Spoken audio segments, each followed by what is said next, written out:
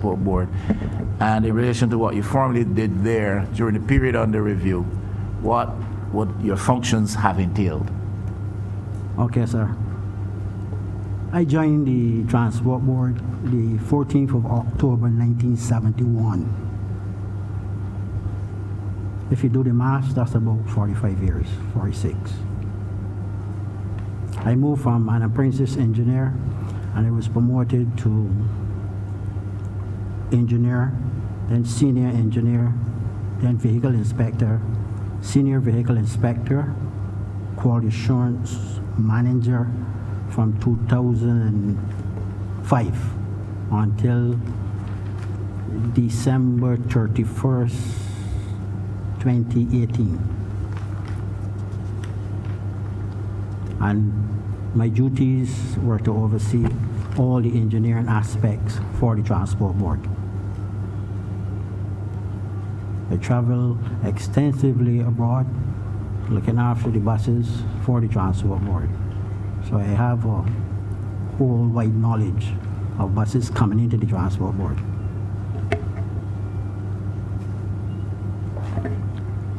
That's it? Yeah. All right, thank you.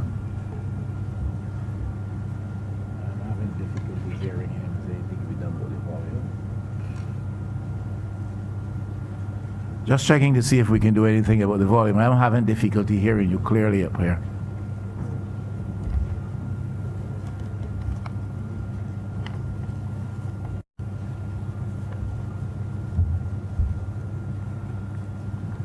All right, thank you, Mr. Codrington, for that information.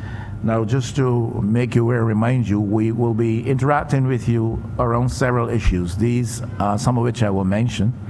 It's not restricted to the list that I referred to. The process approved and the process employed for purchasing of parts at the Transport Board and how that contributed to the board's inability to repair buses and to maintain an adequate fleet. This was a strong concern expressed in the report of the Auditor General. The repairs regime employed rebus transmissions. That was another major concern in the report of the Auditor General. The acquisition of reconditioned transmissions. D or 4, issue of over-invoicing and overpayment for repair transactions. We do have some concerns over the status of a bus registration BM 506. Not too sure you may have any information on that. And the status of a scenic tour bus, the contract for which was entered to by the Transport Board. That bus to date, at the time of the report, was not constructed and on the road and in service. We need to address the issue of multiple billing or over-invoicing for the same work done by Transtech, bills sent to the Transport Board. The operations model use and how that relates, or your functions would relate to that. How service providers were chosen, to the extent that your department had anything to do with that. And the circumstances around the recruitment of and performance of a consultant out of Trinidad, I think, and his failure to achieve the mandated fleet increase in the given time. Those are some of the broad areas of concern. Persons may want to quiz you with respect to some other specificities, but that's the broad frame. You know, of course, our broad references to the report of the Auditor General that reflects on the period 2014, Mr. Trotman, to 2017, 2018. So we will now allow for committee members to address some questions to yourself, and in no particular order. Who wants to go first? Thank you, Chair. Thank you very much for taking the time to be with us, Mr. Jammett. We much appreciate that time. And you mentioned that you started working for the Barbados Transport Board. Can you just remind us of that date again, please? 1970, 1971. And you worked with uninterrupted service in a number of departments since 1971? Always in the engineering department. And your last role with the Barbados Transport Board was in what area? The quality assurance manager. How long did you work in that department, Mr. Gemma? I was appointed quality assurance manager from 2005. So from 2005, Mr. Gemma, until what date? 31st of December 2018. Until the 31st of December 2018, you worked in quality assurance. So it would be fair to say that you have a wealth of knowledge on quality assurance matters and the operations of the Barbados Transport Board in that area. That's correct. Thank you very much, Mr. Gemma. So with that established, I want to get into the report itself. So I want to start first of all with the basic requirements for maintenance on the transport board buses. I believe the chairman in his introduction, he spoke about the impact of a number of challenges being experienced by the transport board as a result of one matter or another. And I want to start first and foremost by establishing the basis for maintenance on transport board buses. What Mr. Gemma, is your understanding, based on your length of experience, is the requirement for manufacturers' maintenance on the transport board buses? All right, ma'am. If I may start, too many times the word maintenance is used loosely. If I can interrupt you, just to say that here we have before us the definitions for both maintenance and lubrication. So I will be sticking to the definition that is definitions contained in the report. I'm sticking to that as well. I'm not deviating, so to speak. But what I'm saying that too many times the word maintenance is used loosely. Automotive engineers do not conduct light bulb maintenance. Light bulb maintenance is when a bulb is blow. You have a blown bulb, you remove the bulb. Automotive engineering is not like that. You stick to the manufacturer's specification and their directives. And that's what we always try to do within the quality assurance department. There is a 10,000 kilometers before you start to service, or 1 month, whichever comes first. And that is the manufacturer's specs. Thank you, Mr. Gemma. But on page 18 of the report, it describes lubrication as changing of the various oils and lubrication of the various mechanical parts. And at footnote number 5, it describes maintenance as checks of specific vehicle parts. And I'm fairly certain that things like light bulbs do not present themselves extensively at all throughout the document. In fact, things like engines and transmissions do, and I want to get into that a little bit. So the maintenance requirements here from the manufacturers say that the manufacturer's minimum recommendations state that lubrication should be done every 5,000 kilometers, 2 weeks, based on the board's estimate of bus mileage, and maintenance every 15,000 kilometers, 6 weeks, based on the board's estimate of bus mileage. That is what is contained within the document.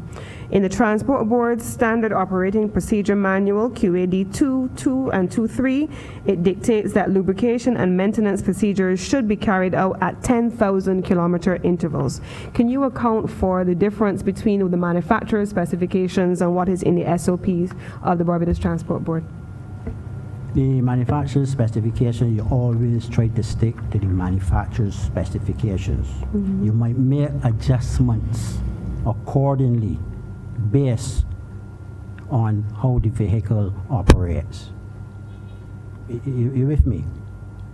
Because if you do not stick to the manufacturer's specifications and directives, you can find yourself out on a limb, so to speak. So we always try to stick to the manufacturer's specs. Yes, there are times when adjustments are made. And that is at short notice. So I understand you to be saying that the manufacturers have a specific set of requirements, and that is, of course, used within certain frameworks based on the actual usage of the buses. So let me move on then to page 34 of the report, and it states the following. It says, the length of time between maintenance and lubrication services which the board's personnel said were carried out at the same time was examined for 80 buses on the manufacturer's minimum recommendations. And the finding here of the Auditor General, it says that 14 buses had only one maintenance and lubrication service for the period. Of the remaining 66, 227 maintenance and lubrication services were performed, but of these 227 services, 89% of them were not within the manufacturer's recommended time frame and not within the Barbados Transport Board's own standard operating procedures. Can you give an account as to what led to the deviation, not only from the manufacturer's specifications, but also from the Transport Board's own standard operating procedures based on the findings of the report? That can be twofold, because it has to do with parts availability. Parts availability, note this, it doesn't come from Broad Street. It comes from overseas, and mainly Brazil. And if the funds are not available, it's very unlikely you can get those parts on time.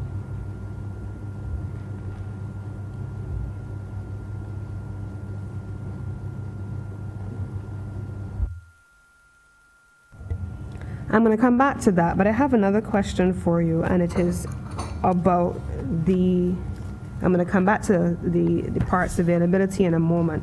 But there's a section within the report, and I'm thumbing through very quickly to try to find it, where it talks about even after buses went for maintenance, in those 89% of the cases where even though it was outside of the scope of the manufacturer's procedures and the Transport Board's procedures, that the Quality Assurance Department did not ensure that upon return to the Barbados Transport Board that those buses were fit for purpose, and that in many instances they were put on the road before those checks were completed. We would love to hear what your view of it will be. I'm going to find it and read it for you in a moment, though. I would appreciate that, because I'm at a total loss where that is concerned. Because there's no vehicle, and this is the buses I'm speaking of, that go to a service provider and comes back to the quality assurance. We have technical team on the ground who has to ensure that what that bus went in for is corrected and it comes back to us before going into service. So I'm at a loss to that.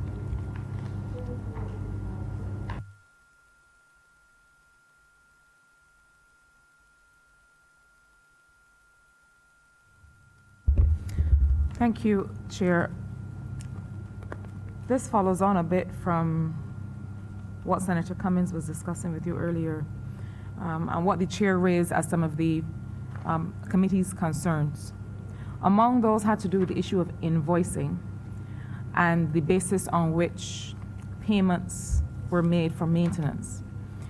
As Senator Cummins looks for the particular section that we all reviewed in the report that makes reference to the finding of the Auditor General, that often when buses were returned, they were not checked to make sure that they were operational before they were put on the road. That then brings me to ask about the process for substantiating or validating the payment of invoices. So we learned from Transtech, for example, that once maintenance was completed, an invoice was prepared, and on this basis, payment was made to them.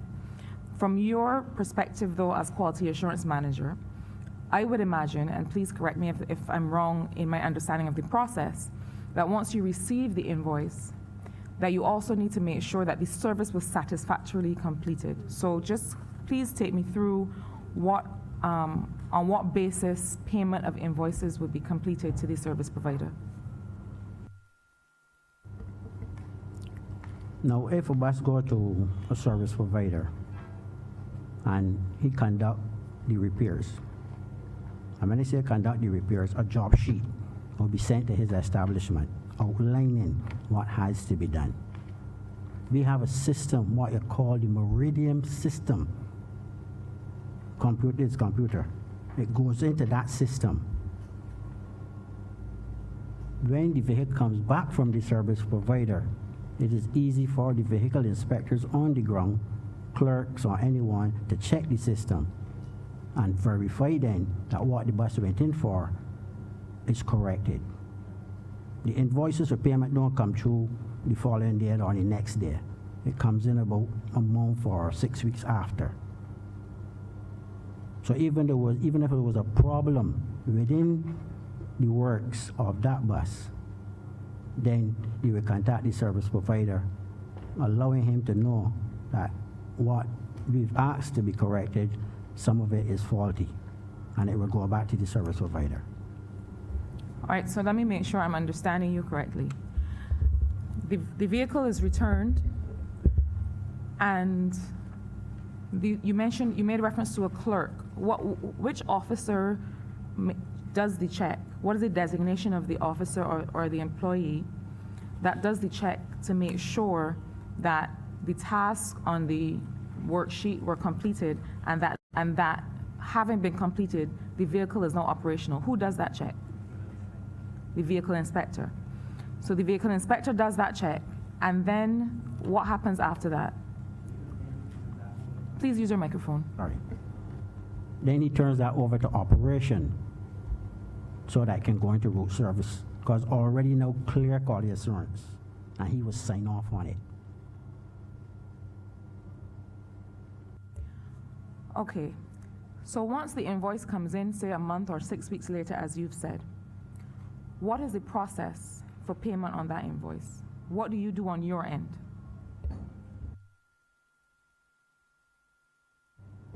When the invoice comes in, it goes to the clerk. The clerk will check the system, the Meridian system, that the information went into the computer. And then she would make sure that what is on the system is on the invoice. And after putting and make sure everything is in the system, it will come to me then for I to sign off on it for payment. I'm trying to understand what is the method of substantiating that the works were completed in a satisfactory manner. So let me get a little bit more granular. Is there a document in the system to which you refer that validates that the individual who completed the check, so that there is some document that says, I, Marcia Cattle, have completed this check, and I am substantiating that this vehicle is operational? Is there, because what you make reference to sounds like a description of works that were meant to be completed. Because a service provider says that works are completed does not mean that as a result of those works being completed that the vehicle is operating in a satisfactory way. So I'm trying to understand from you, does the officer who makes the check to make sure that the vehicle is fit for return to operation have to submit that as part of the system, so that when the clerk receives the invoice, the clerk can go in and say, yes, this thing is cleared for payment because the quality assurance department has verified that it is operational? Does that system exist? There is not a document per se, but the vehicle inspector, he reports back to the clerk, informing her, or him for that matter, that everything is okay for that bus to go into route services. Chair, if I may, I'm going to read the section that I promised earlier, but to augment the point being made by Minister Caddo. On page 21 of the document, it says, the board captures its maintenance information in a software program that is used throughout the organization. For example, in stores, it is used to record the movement of parts. In conducting an analysis of maintenance costs for the buses, the auditors observed an anomaly with the information supplied from the software program. In several instances, the completion date for a repair was earlier than the start date. This rendered the information collected useless for analysis purposes and placed doubt on the accuracy of other repair information supplied.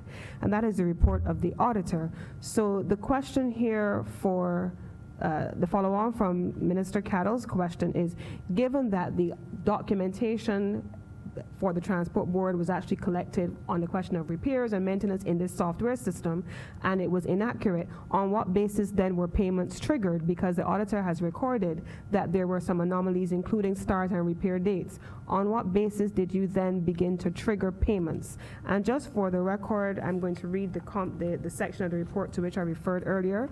It is found on page 37 of the document. It says, personnel at the board were asked about the high frequency of transmission changes and whether buses were checked by the Quality Assurance Department on return from a third-party service provider prior to being put back into service. Personnel indicated that after buses were serviced by a third-party service provider, they should be checked on their return to ensure that they were adequately fixed, and if they were not adequately fixed, they would be sent back to be fixed at no cost. However, the audit was informed that sometimes buses are returned to service without being checked by quality assurance officers. When asked whether an investigation was carried out into the frequent transmissions changes, the quality assurance officer responded that he was not sure.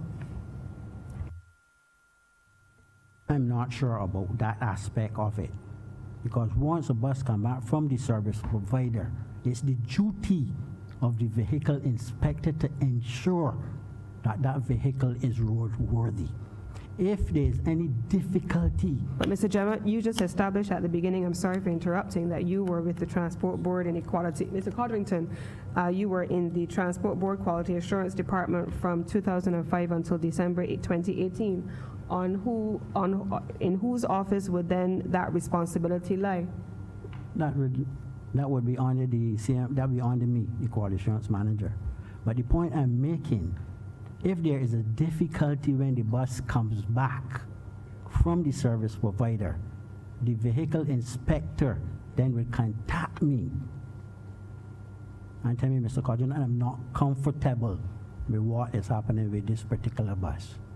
Then I would take it upon myself and test the bus myself along with the vehicle inspector.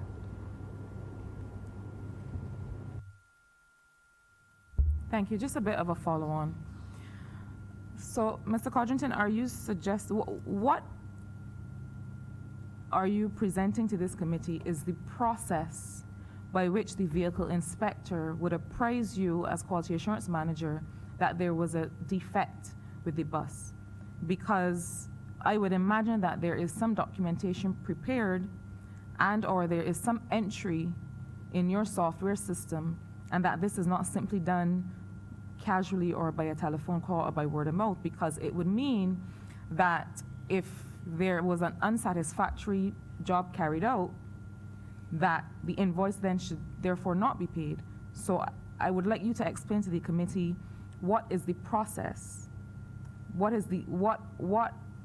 are the approved and agreed steps by which the vehicle inspector would report to you? Because presumably the Auditor General's report is basing their findings on what they were able to substantiate from documentation or from records.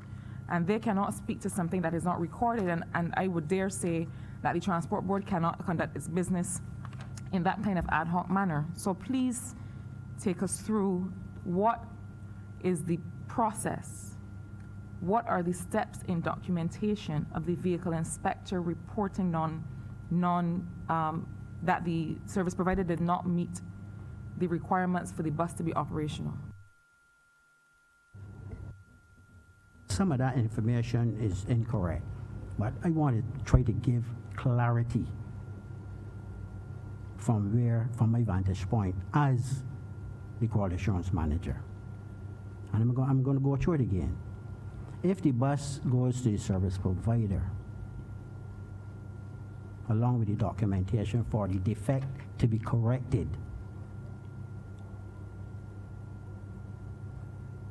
the service provider works on the vehicle. When that vehicle returns to the Transport Board, which will come through Quality Assurance, it is the duty of the vehicle inspector would check the system, the computer system, and see what the bus went in for, and ensure that all of that is corrected. No payment goes wrong at that time. And if everything is all clear, the bus goes back into service. If there's a difficulty where the bus, in his opinion, is not suitable to be going back into service, that is where I would come in. Right. That is where you would come in. How? How does he communicate to you that he is not satisfied with the performance of the bus? Is it a memo? Is it a phone call? Is it entered directly into the system by him and then flagged to you? Please describe how he makes you aware of that. He would go through the clerk. He would speak to the clerk. And then the clerk would call me and ask me to check the system.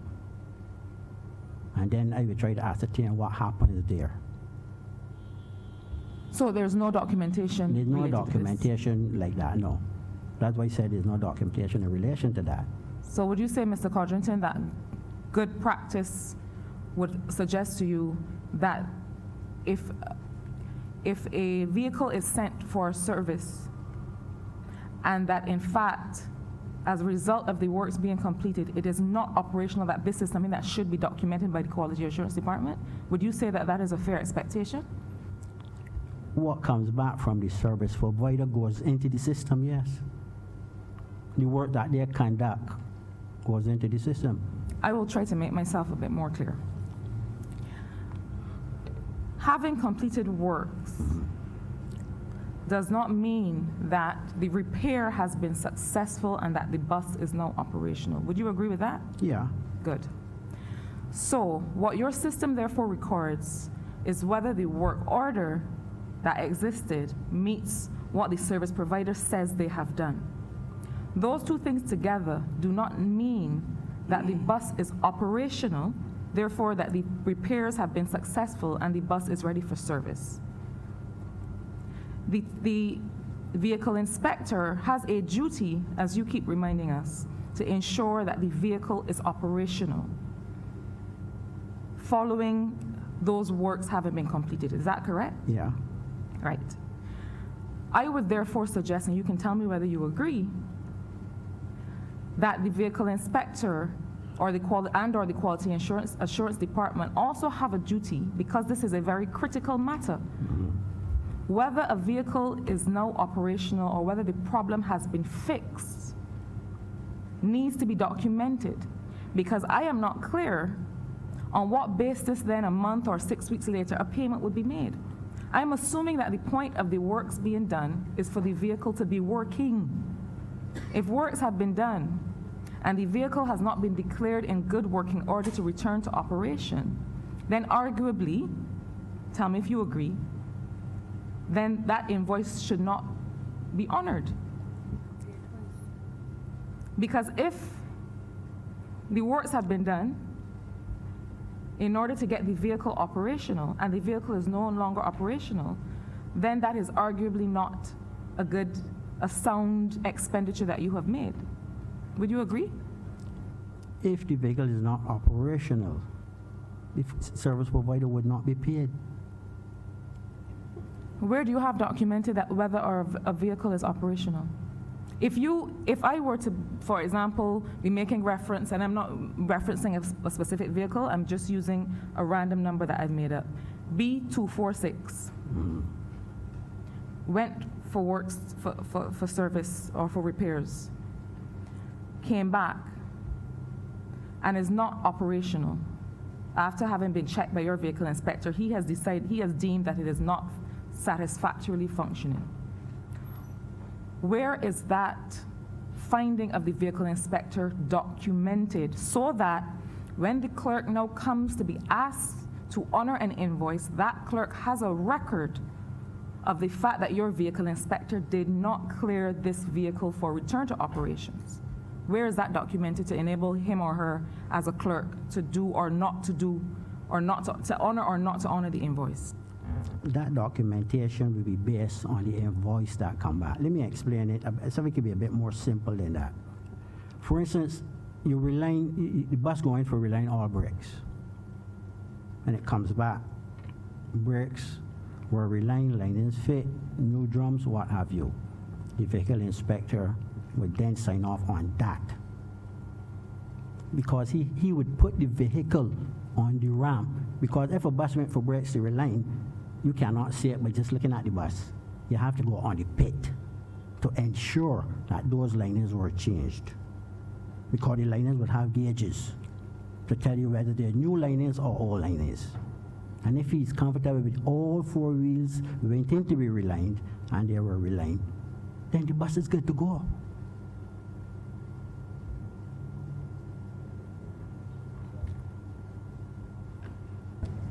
Hi, good afternoon. Good afternoon. I was following the line of questioning of my colleagues on the matter of the repairs, and we were seeking to establish what documentation do you have to verify that the vehicle was checked and is worthy to go on the road, so that the clerk would have a clear approval that says this invoice should be processed. But your responses don't seem to give to us that, whether the assurance that that always happened. So I want to ask a slightly different question. It says at 2.23 that it was noted that there are a number of frequent repairs, and I believe Minister, I'm getting ahead of you. Senator raised the question that a number of vehicles, about 14 buses, were observed to have very high frequency of transmission changes. Now, I'm the owner of a vehicle. If my vehicle kept needing lots of transmission changes, as a novice, I would know something is wrong.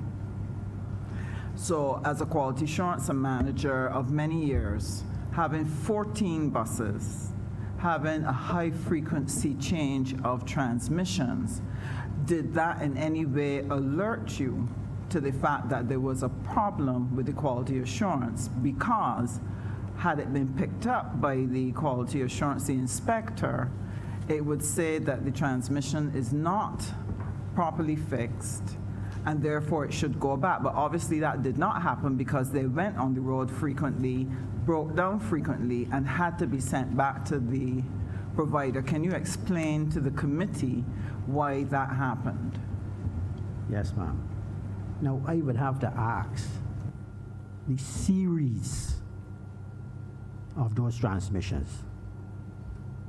And when I say the series, we have the 1997 series, the 2000 series, and the 2004 series, and the 2006.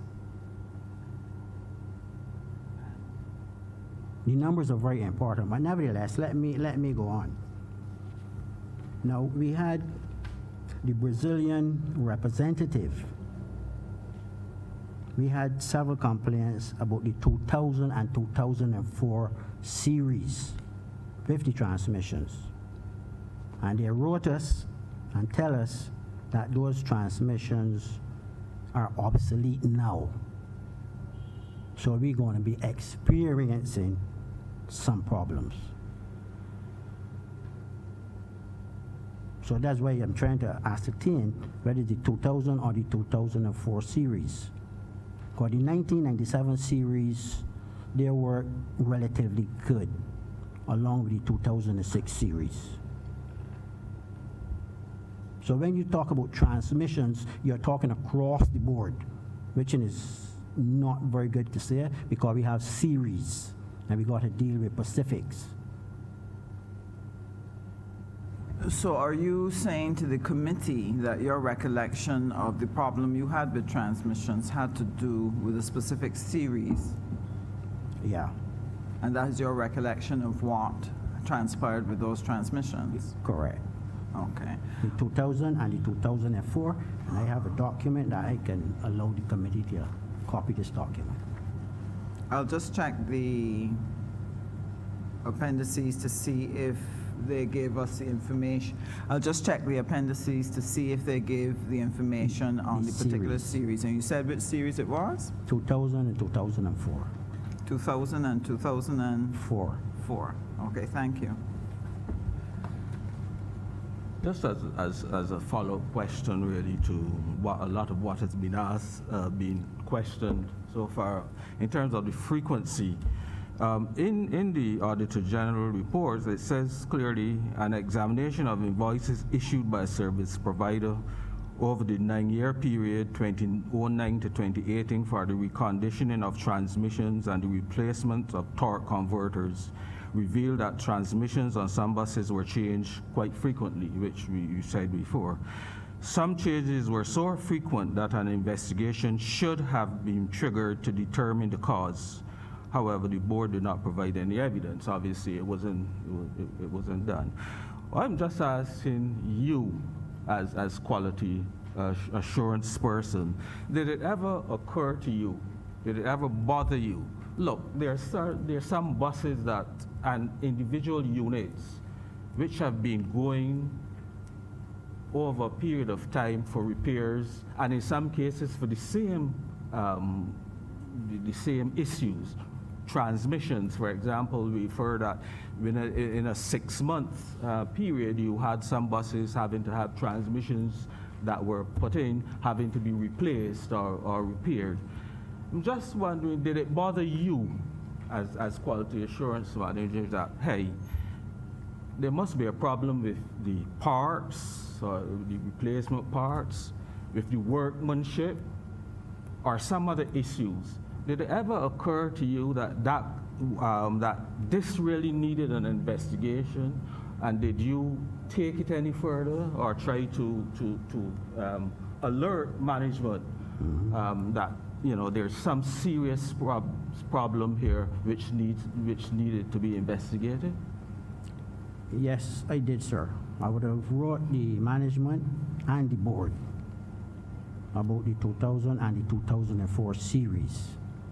And it's at that point where they decided that they would bring in transmissions that fitted the 1997 series, which are less problematic. And that is where it was at. That's where you see they started then ordering transmissions, but not the ones pertaining to the 2000 and 2004. Because based on the document that I have from the Brazil rep, those series were obsolete. So we then had to go outside of the box to find transmissions then that will be compatible with the 2000 and 2004. Did you do any written reports at all, or was this all oral to Yeah, I would have done management? written reports. Let me see if I have that one to my hand as well.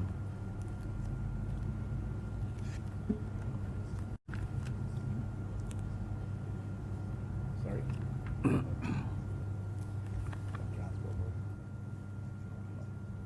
yet. Not yet. That's part of the exercise here today.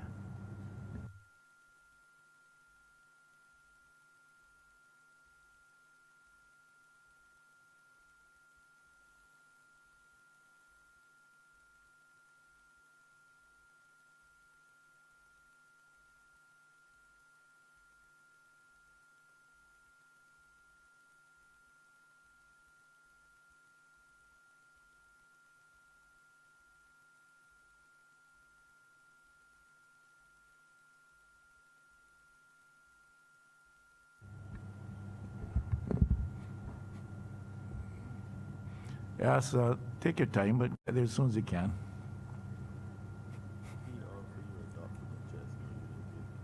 What? No, he offered a document to them. To them.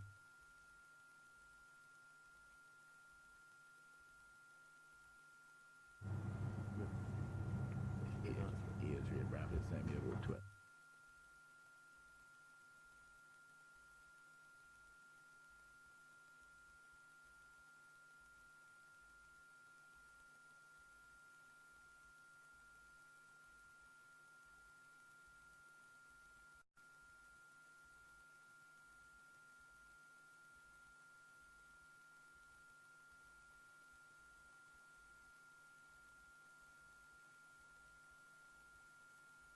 Okay. Could perhaps at some later day, if you can find them and share with the.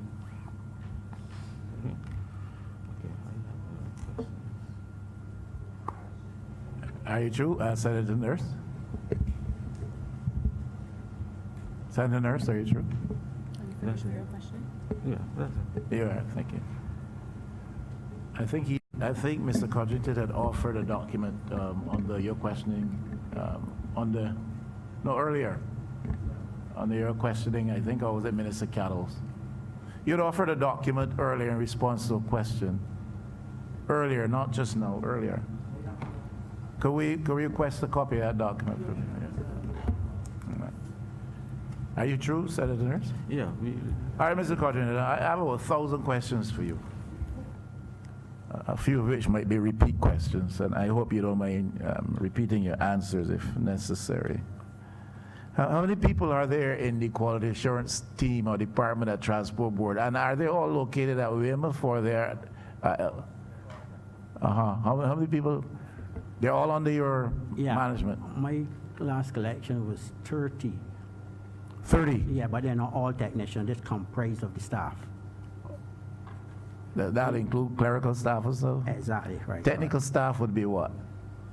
Well, between 15 and 20. And you consider that's adequate for the role you're asked to play? No. We would Okay. need How more. far short of adequate numbers would you say you are? I must say, sir, we need trained personnel. So you say you're not only short on personnel, but you're also short on trained personnel. Trained personnel. So it's a double problem. And I emphasize trained personnel. So it's a double problem. How you can get people to come into you and don't understand the technology on buses. All right, I hear you on that. So we have two problems: shortage on numbers and shortage on skills.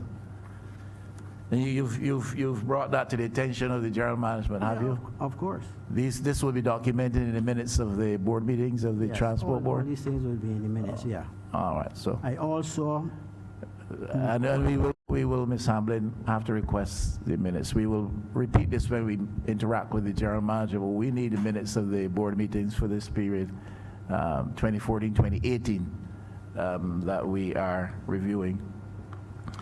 I want to, sorry, go ahead. I also requested, and this must be noted, when I say trained personnel, I don't mean personnel that trained locally. You must travel abroad to understand and get the necessary training that is required to work on these buses. How many trained personnel do you have that have been trained abroad? Oh, 5? 5. Yeah. And they're in no position to transfer the They're- skills?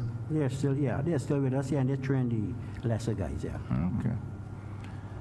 I have a couple of comments I'd like to hear you respond to as the man at the top there in quality assurance. And these are comments taken out of a report from Mr. David Bartholomew, that's his name? Yes, You're sir. familiar with him? Yes, He's a sir. consultant out of Trinidad Yes, that sir. was engaged to lead the process of addressing matters of fleet adequacy and fleet availability within a certain period, a report of which, out of the audit, the general's findings suggest that he was not successful in the objective of bringing the fleet up to an adequate level. And he himself has suggested, for various reasons, he was not able to do that. I'm just trying to identify the guy. We can move on. He has some comments in a report which he gave on the attempts to address fleet adequacy and availability. He said, I observe personnel from the Transport Board Quality Assurance team had not visited service providers for an extended period of time. There appeared to be a casual approach to the repair and return of units from the Transport Board Quality Assurance team. That's your team. His view is there was a casual approach and there were infrequent visits to the service providers. How would you respond to that? That is incorrect, sir. Incorrect. Yeah. He says further, it is my opinion that the quality assurance team lacks the managerial and administrative skills needed to effectively manage and monitor the units at the external service providers, as is evidenced by several other comments to follow. That seems to accord with what you said just now, that you're short on personnel and you're short on trained personnel, and that the training needs to be training had from abroad. All right, there's no visible documented procedure for determining how units are dispatched to service providers. This line of questioning was pursued by our colleagues over here. How do you respond to that? There is no visible documented procedure for determining how units are dispatched to service providers. That is incorrect, sir. What would you say? What is the procedure? Because you have to give the service providers documentation in order for them to conduct the necessary repairs that is needed on that particular unit. Could you suggest as to why Mr. Bartholomew would not have been made privy to or given sight of those documents? Because he is indicating that there seems to be no visible documented procedure for determining how units are dispatched to service providers. Sir, I don't know why he would make a statement like that. Okay. He said there's no structured follow-up on units sent to external service providers. Incorrect again, sir. All right.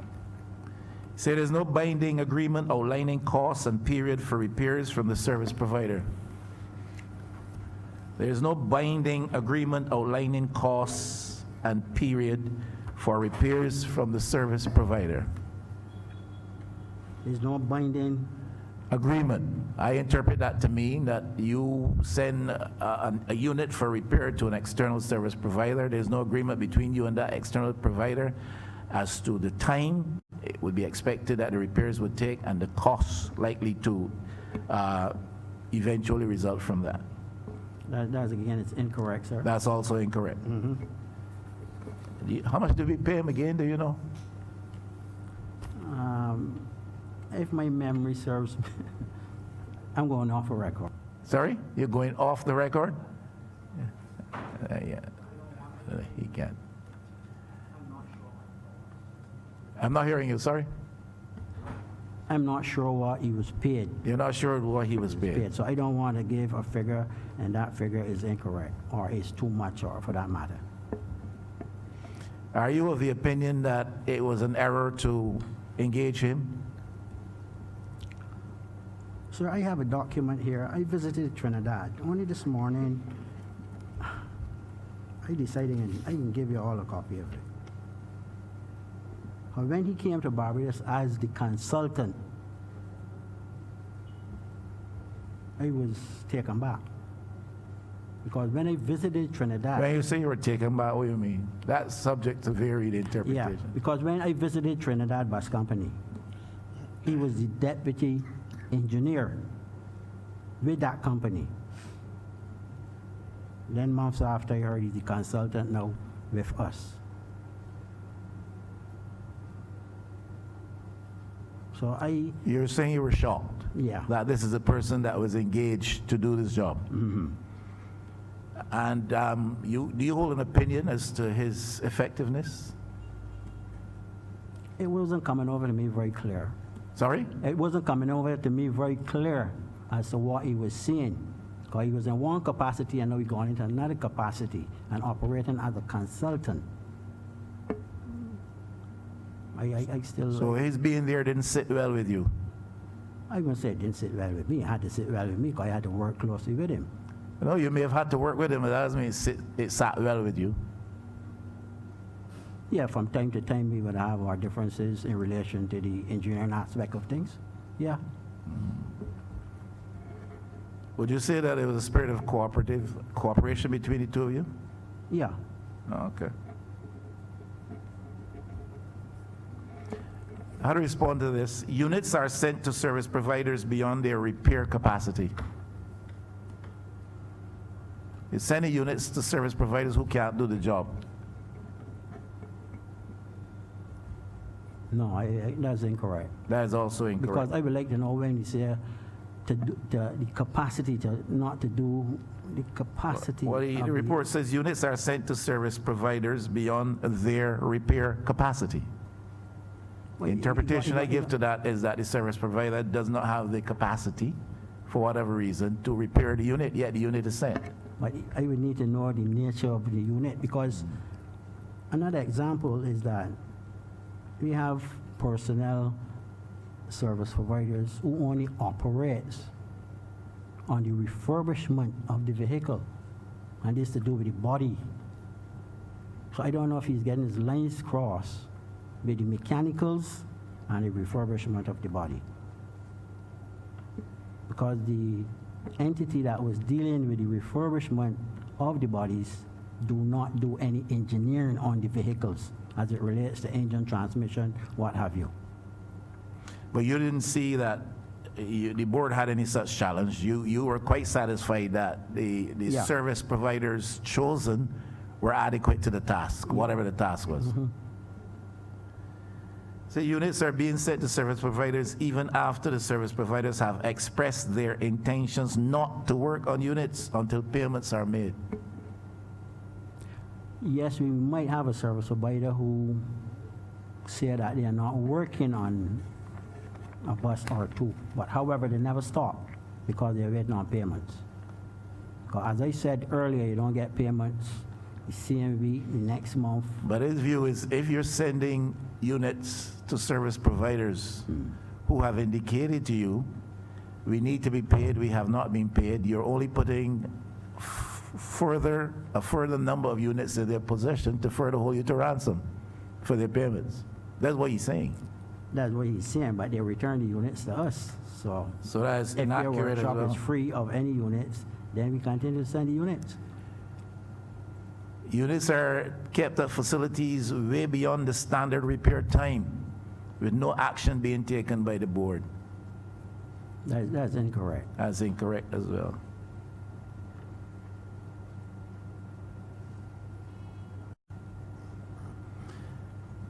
It was noted that some units were sent to the external service providers for works to be corrected. However, there was no evidence of the Barbados Transport Board penalizing service providers for units remaining at facilities for extended period of time. Again, parts availability is one of the issues that can hold up a unit at the service provider. Because the service provider do not provide the parts to work on the buses. The transport board provides the parts to work on the buses.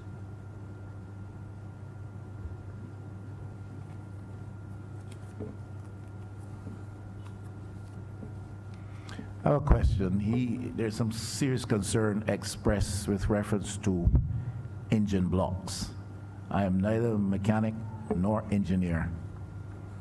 But when I read these things, they concern me.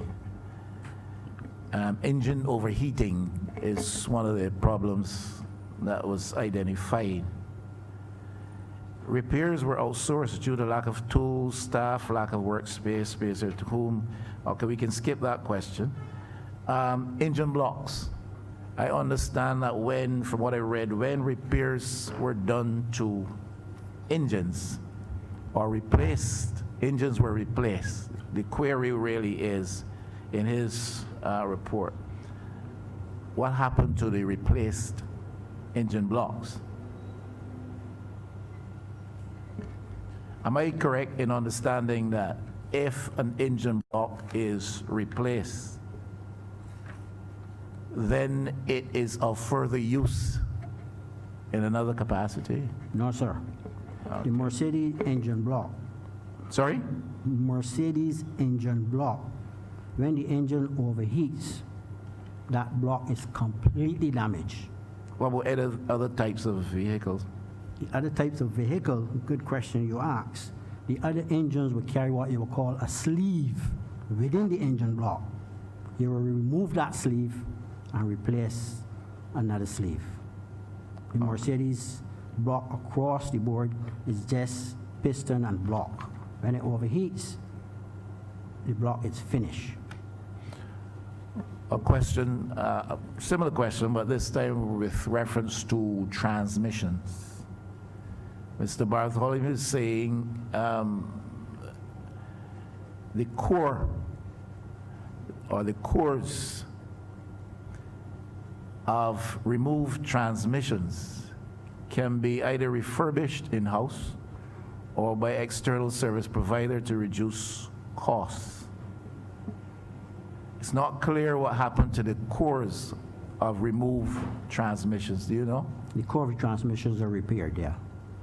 They were repaired at. They're repaired at the transport board. Why would he say it's not clear what happened to the cores of these transmissions? He fully investigated that. Sorry? He fully did not investigate that. He did not fully. You said we paid him how much again? We at the transport board repairs the core transmissions. There's no two ways about it. So as a person in charge of quality assurance, you know what happened to those Correct. cores.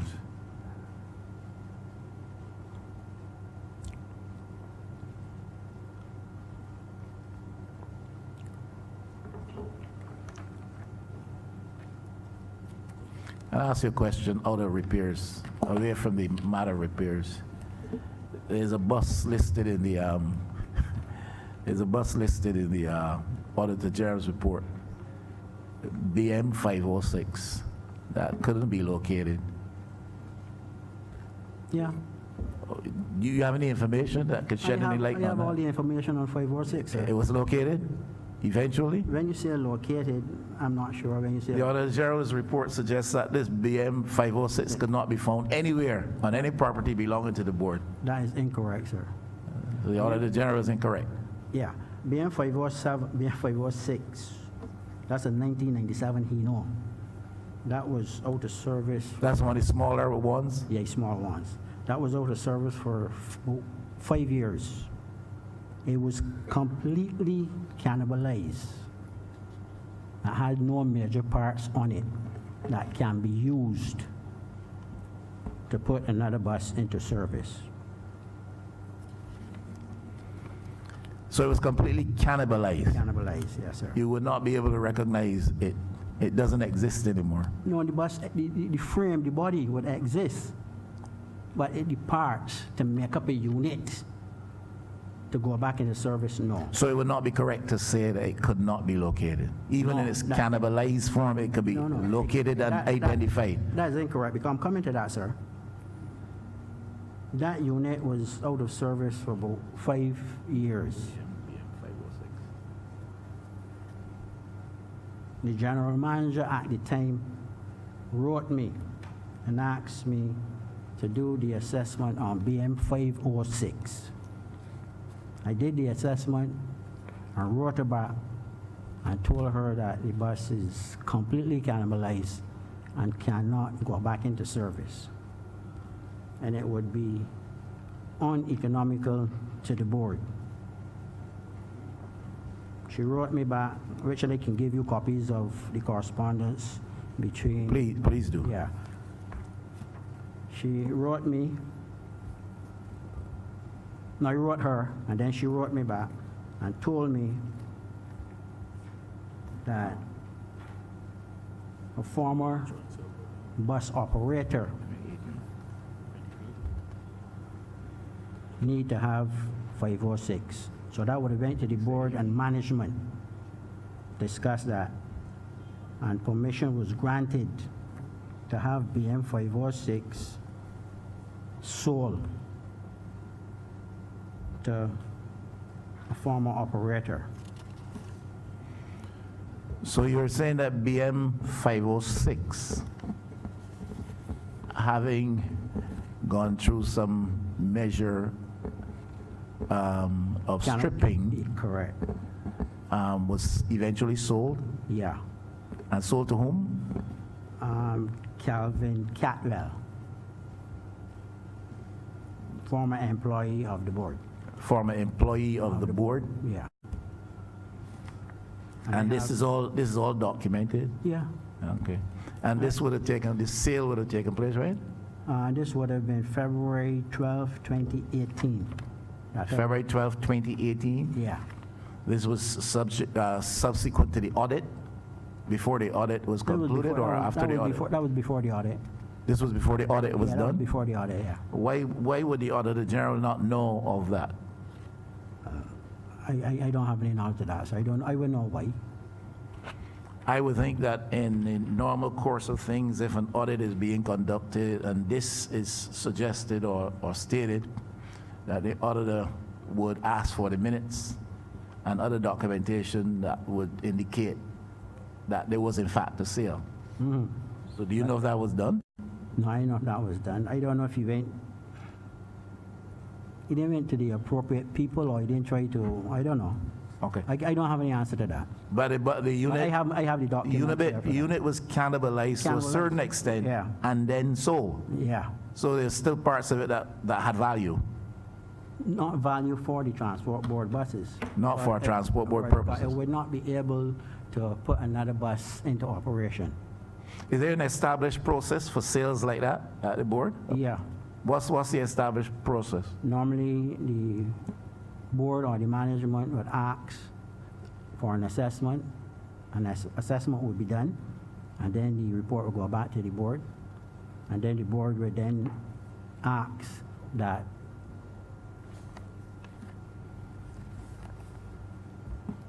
there's a gentleman by the name, I have the document here as well too. Anyhow, a survey now to be carried out by the MTW department, where MTW will come and get the necessary documents, ask about the bus, get all the information, and then that goes off our books, then it can be sold. Was a view expressed, as far as you know, anywhere within the board, at the level of the board itself, or even from your department? Was there an opinion given as to whether or not units not any longer serviceable to the board itself and which were to be put up for sale should be sold to persons outside of the board itself? Was there a view held by anybody that if you're going to sell a unit, it should not be sold to somebody who was a part of the staff and the employee of the transport board? No, I'm not aware of that. I don't know of any. If a unit documentation of is that. not at Weymouth and it is not at one of the other properties, yards of the transport board, and it is not in normal service on the road or at an external service provider, where would that unit be? I mean, Would you suggest? If it is not at one of the transport board's properties and it's you're talking not about out for you're talking about repairs, 546? any vehicle, any unit, if it is not at the transport board, Yeah, it will have to be that one. it's not on the road, it's not at an external service provider, is there any other explanation as to where it might be found? I've never experienced that, so I can't answer that. Okay. Board employees don't ever take home vehicles. No. Okay. If you have to do an early run in the morning, I asked this, I go back a few years. I'm not like Senator Cummings. She and Minister Cattle, they're like the bright and morning stars. I've been around a while. And I could recall a time when bus drivers in St. Joseph, where I lived sometimes with my grandmother, would bring home the bus and park it outside the house at night because they have to make the first run early in the morning. No, not That transport. doesn't happen, though. Not transport the board buses, no. transport board. Okay. No, no. So, okay. One last question. I'll give a break from my voice and go to Senator Cummings. We were speaking with reference to one bus, BM506. Mr. Bartholomew, in his report, refers to 7 buses unaccounted for.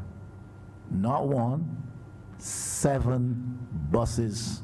Sir, there again, I would have to see that report, and you got to give bus numbers. You can't make a statement like that and don't have bus numbers.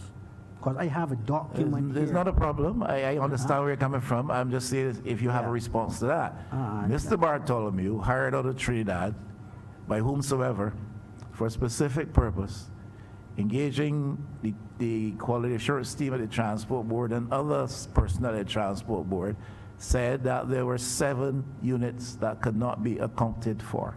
No. You have no knowledge of No, I that. don't have no knowledge of that, sir. And it's the first time you're hearing that. Yeah. Okay. So where would the buses be? That's the question. Yes, and if in fact that represents a reality, if the statement is true that there were 7 buses accounted for, why would the transport board not have missed those 7 buses? We can get back to that, Ms. Senator. Thank you very much, Chair. Mr. Codrington, the chairman has gone through an extensive list of questions to which you answered mainly that was incorrect. And when he explored the hiring of qualifications of and suitability of Mr. Bartholomew, you seemed to express some reservations. You also queried why there were a number of items missing in your assessment from the conclusions drawn by the Auditor General. But I want to start, therefore, with the unquestionable credentials of the Office of the Auditor General. Because even if you were to question Mr. Bartholomew's hiring, the process by which that was done, his qualifications and suitability, we certainly have no questions about the suitability of the Office of the Auditor General. And the role of the Auditor General, as described in the initial page of the document, is to strengthen public accountability by providing fair and independent reports after careful examination of accounting records and use of resources. And it is to that I want to direct your attention. If it is that BM 506, for example, Mr. Codrington, was cannibalized for parts, as is often done for many vehicles, and thereafter sold as a shell, should there not be accounting records and documented procedures that established, one, how that is done, two, the process by which it was completed, the nature and cost of the transaction, the time at which it took place, and to whom it was sold? Do you have any comment on why those records would not have been made available to the Office of the Auditor General, who was not hired out of Trinidad in a role that you considered to be unsuitable? I wouldn't know that. I don't know the reason why it would not be handed to the Auditor General. I wouldn't know that. But I have documents here to confirm that.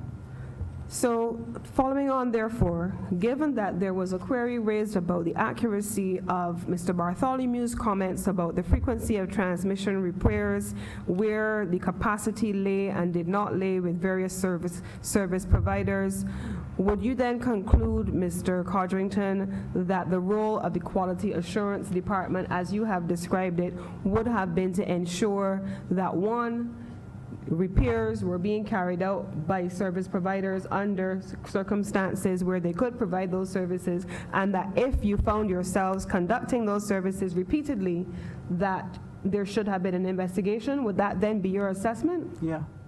Is there any reason why there was not such an assessment, Mr. Bartholomew, Mr. Codrington? Or if there was, could you please provide us with that assessment? That report would have been going to the general manager. That should be on the file.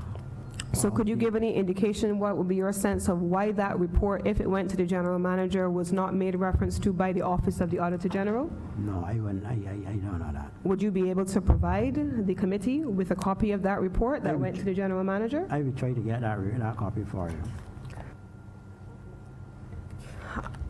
Given also that Mr. Bartholomew's assessment was incorrect about the unavailability of credit from service providers, and I see here on page 13 also from the Office of the Auditor General, it says that several service providers had suspended the granting of items on credit to the board. The auditors were informed that the lack of cash impacted the ordering of parts and prevented the board from capitalizing on obtaining less expensive parts directly from overseas suppliers. So you've identified that, you've said earlier that Mr. Bartholomew's assessment of the lack of credit was incorrect, but I see it here on page 13 of the Office of the Auditor General as well. Is there any sense that you would have then that you would be able to offer to us as to why these two accounts would have been made available to the Auditor General and in Mr. Bartholomew's report? Or if you have a contrary view, we would love to hear it from you. I don't know why the Auditor General wouldn't see the report. But at the end of the day, it boils down to funds.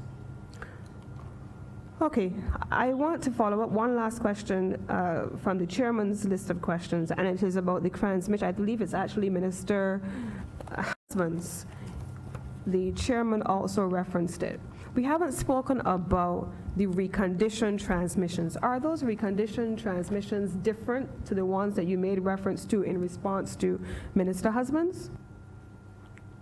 The reconditioned transmissions are the MT643. Those are the ones that are placed in the 1997 buses. So I'm going to read a section of the report for you, and if I could ask to get your comments, I would be most grateful.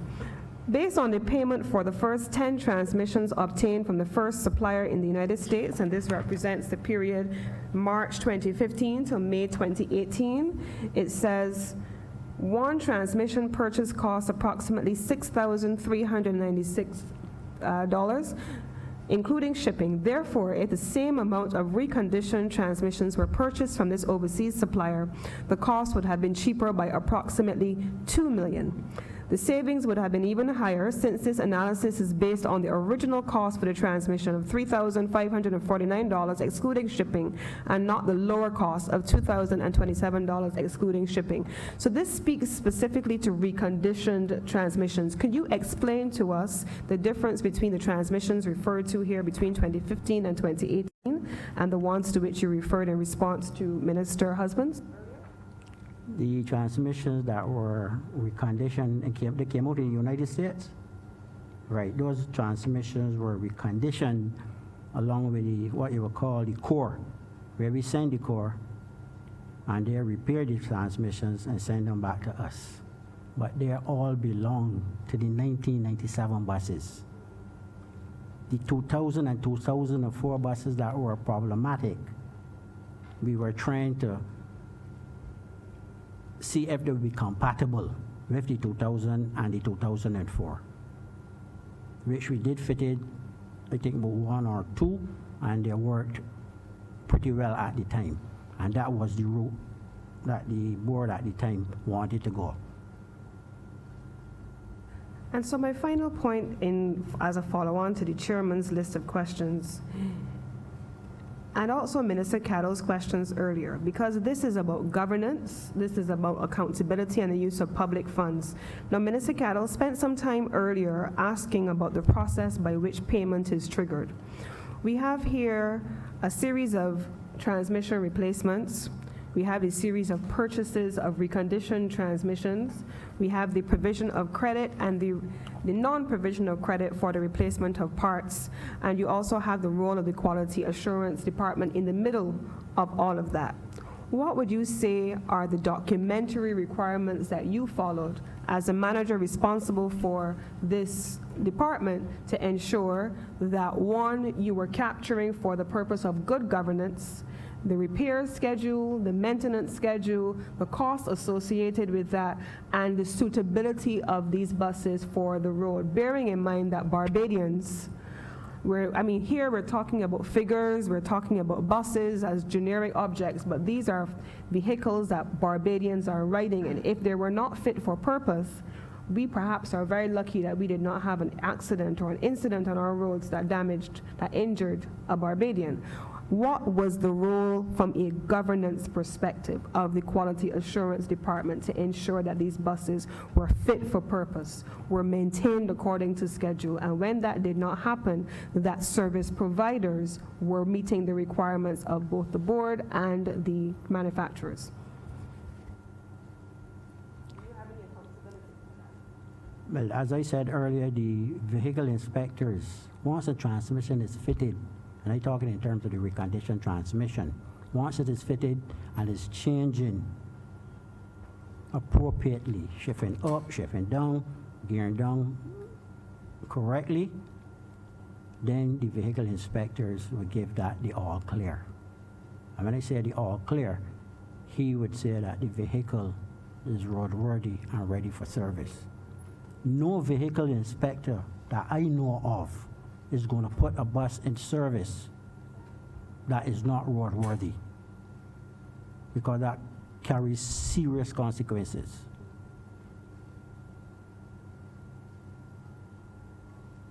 Just a quick follow-up. So your response to Senator Cummings' question on the matter of documentation is that there was no documentation? Because you haven't yet given that clarity. You've said that the vehicle inspector signals, indicates, confirms, but you have not answered the question about whether that is done via documentation or not. Yes or no? That would not be done via documentation.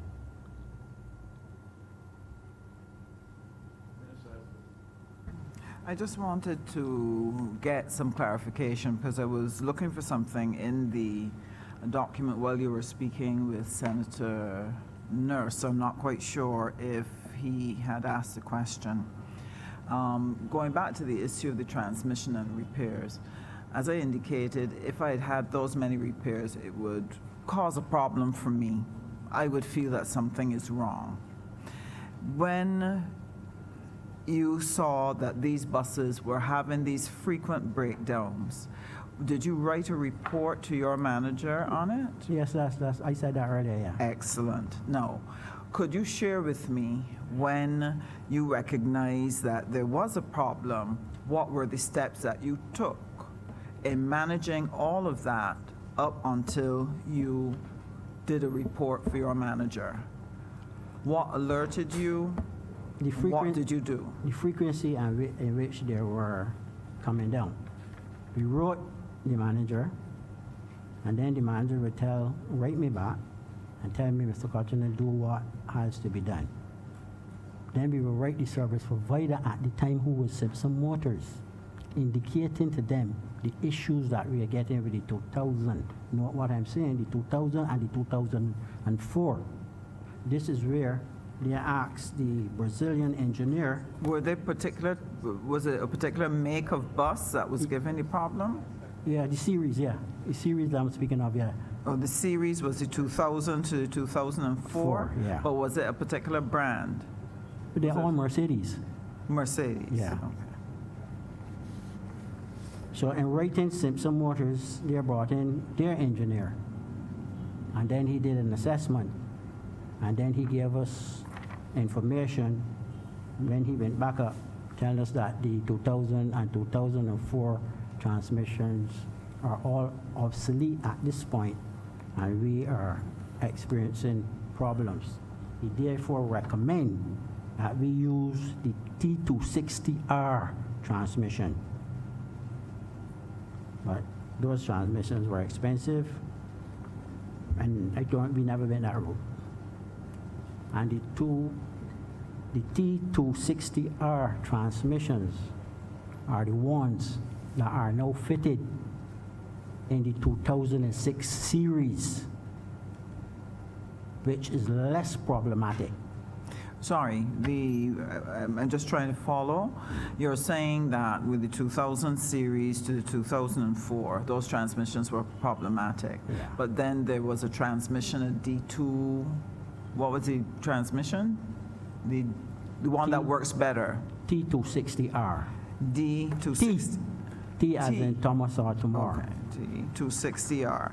And those are usable within the 2000 to 2004 buses? That's what they recommend. Right.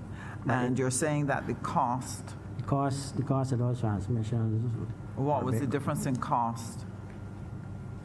I don't have that on top of my head, but they're more costly than the MT643R. But at the time, the board and management, they see it fit to purchase those transmissions. So in hindsight, when you look at what was spent on the repairs from a management perspective, would it have been good to recommend, like after you got to 3 repairs, over 14 buses, did it make sense to consider purchasing the T260R? Yes, but they were going for the lesser route, the MT643. That was bringing those reconditioned transmissions. So these are the reconditioned transmissions for $6,000 that Right, yeah. was asking about. Right, those are the ones then that start to phase in, to fit into the 2000 and 2004. Right. But the T260R would have been new transmissions off the machine. Okay. So at what point did you seek to get the reconditioned ones from the United States to halt that excessive bill of $1.7 million in transmissions, where a bus was getting 6. One had about 4 or so within 6 months. As soon as we received the first, I think it was the first 5, we found that they were compatible. We tried to increase the ordering level. You tried to Increase the ordering level. the order level. The ordering level to get the transmissions coming. Okay. But at the end of the day, again, you will need funds. Right. And the funds weren't Or coming. difficult? And when I say fund, I mean monies from the board wasn't coming in All right. with any frequency.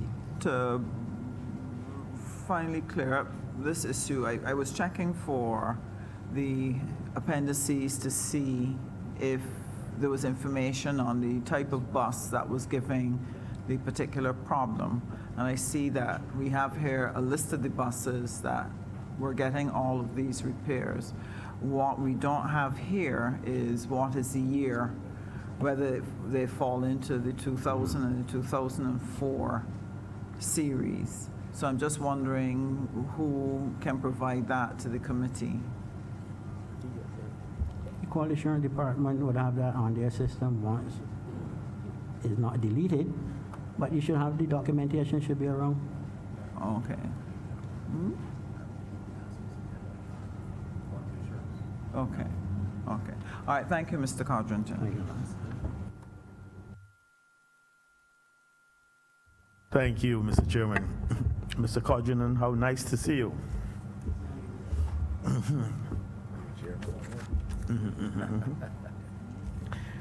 Yes, I believe, I don't know if you can say we're old friends. We've both gotten older.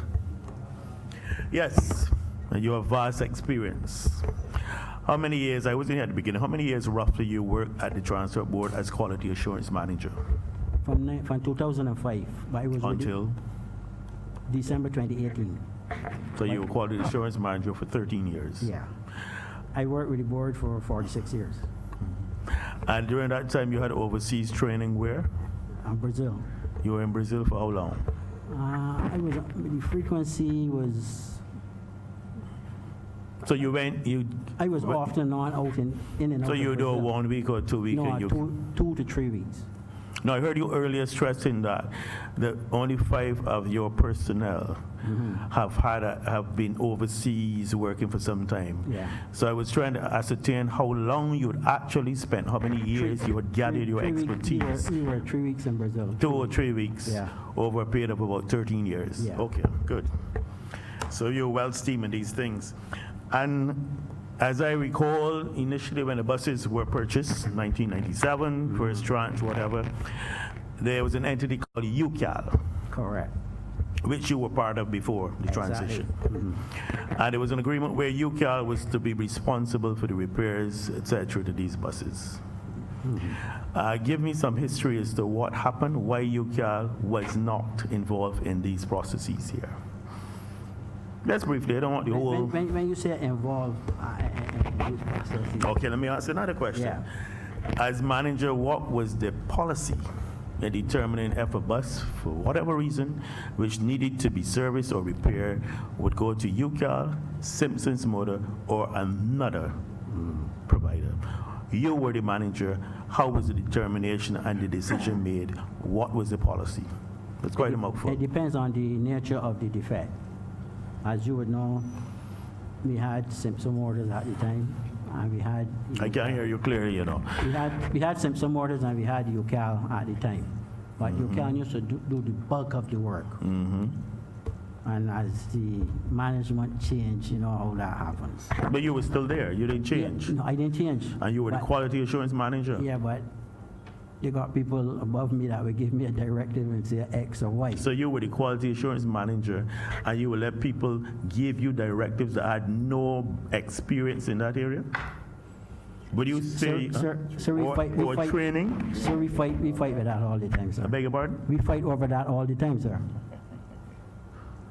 Me and people at the board level there.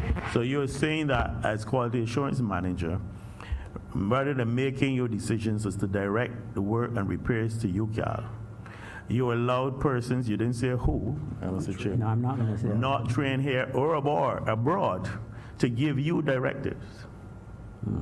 Would you say you were a very good quality assurance manager? Yes, I will say that, sir.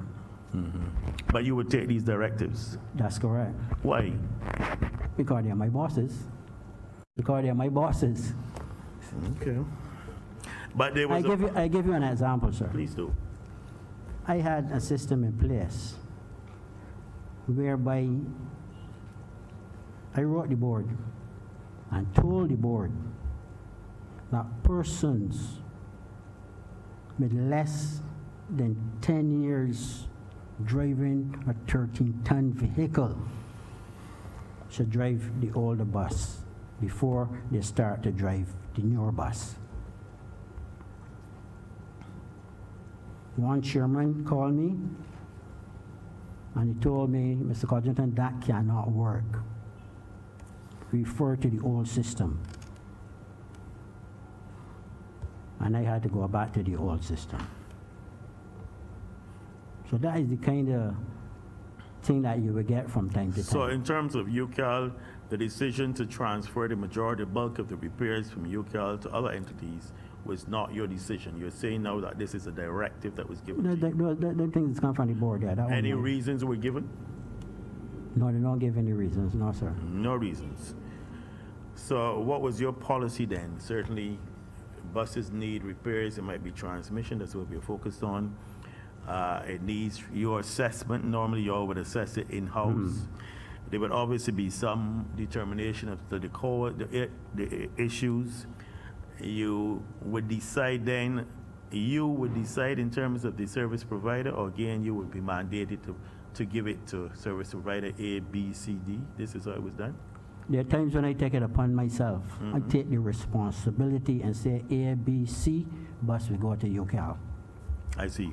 Who So there wanna- would have been a requisition order where you would outline what needs to be done to a particular Yeah, bus. I sent Say, you- for example, BM 109, and I know that you know these buses, which batch they came in. 109 was which batch? 1997. 109, So- that's the 1997 bus. Right, no, you know them. You can tell my colleague that you don't have the information, but I know you better than that. This is which year? 1997. Good. So you would have done a requisition order in terms of repairs for the transmission to 109. This Yeah. is the one that I'm using because it's highlighted in the appendix, page 38 of the report. And you would have identified a company B. This would have been your determination. For example, you had maintenance 9th of November 2016, transmission was installed. When that bus came back, what was the process? It just came back, went back into service, or you guys went through it to ensure that it had been adequately repaired? As I said earlier, sir, the vehicle inspector on the ground, he would normally check the bus. Let's, for instance, the bus came in. How long would it take to check a bus with the transmission? How long would it take the inspector? 5 minutes, 10 minutes, 20 10 minutes? minutes the most. Because you're going to check to make sure that you have the correct floor level, there are no leaks, and thirdly, you will road test the bus. All in 10 minutes? Yeah. To ensure that it is functioning correctly. How you would determine if there are fluid leaks or not? Because the moment you're driving in and the heat, the oil gets hot. It loses the viscosity, it gets lighter, and if there's any crack within the system, it will leak it out. And he would assess this in 10 minutes. Yeah. And then it needed transmission problems again the 16th of January 2017, less than 2 months. That same bus needed the same process to go through the same change. You got curious then, no doubt. Yeah. So you tested it yourself? Right, yeah. And then that bus will go back to the No, service. no, you're asking nothing with this bus now. Yeah. It went out, it's had the second change. It comes back from the service provided. The inspector did it himself again, or you as No, manager? this is where we're coming now. He will say, well, boss, I want you to check this bus yourself. And you did check this bus then? Yeah. 109.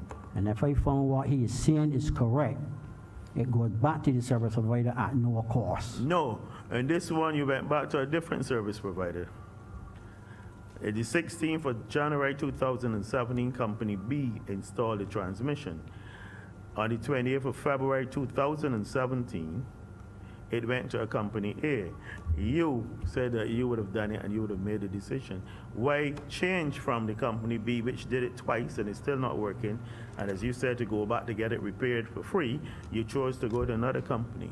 How that decision? In a situation like that, I don't know if I You're was... familiar with this situation, 109? Yeah, up to a point, because I would like to know the time it came in and it went out, because that's not fresh in my mind. So if I was not on the ground at the time, probably one of the vehicle inspectors would have asked that it go to Y or B.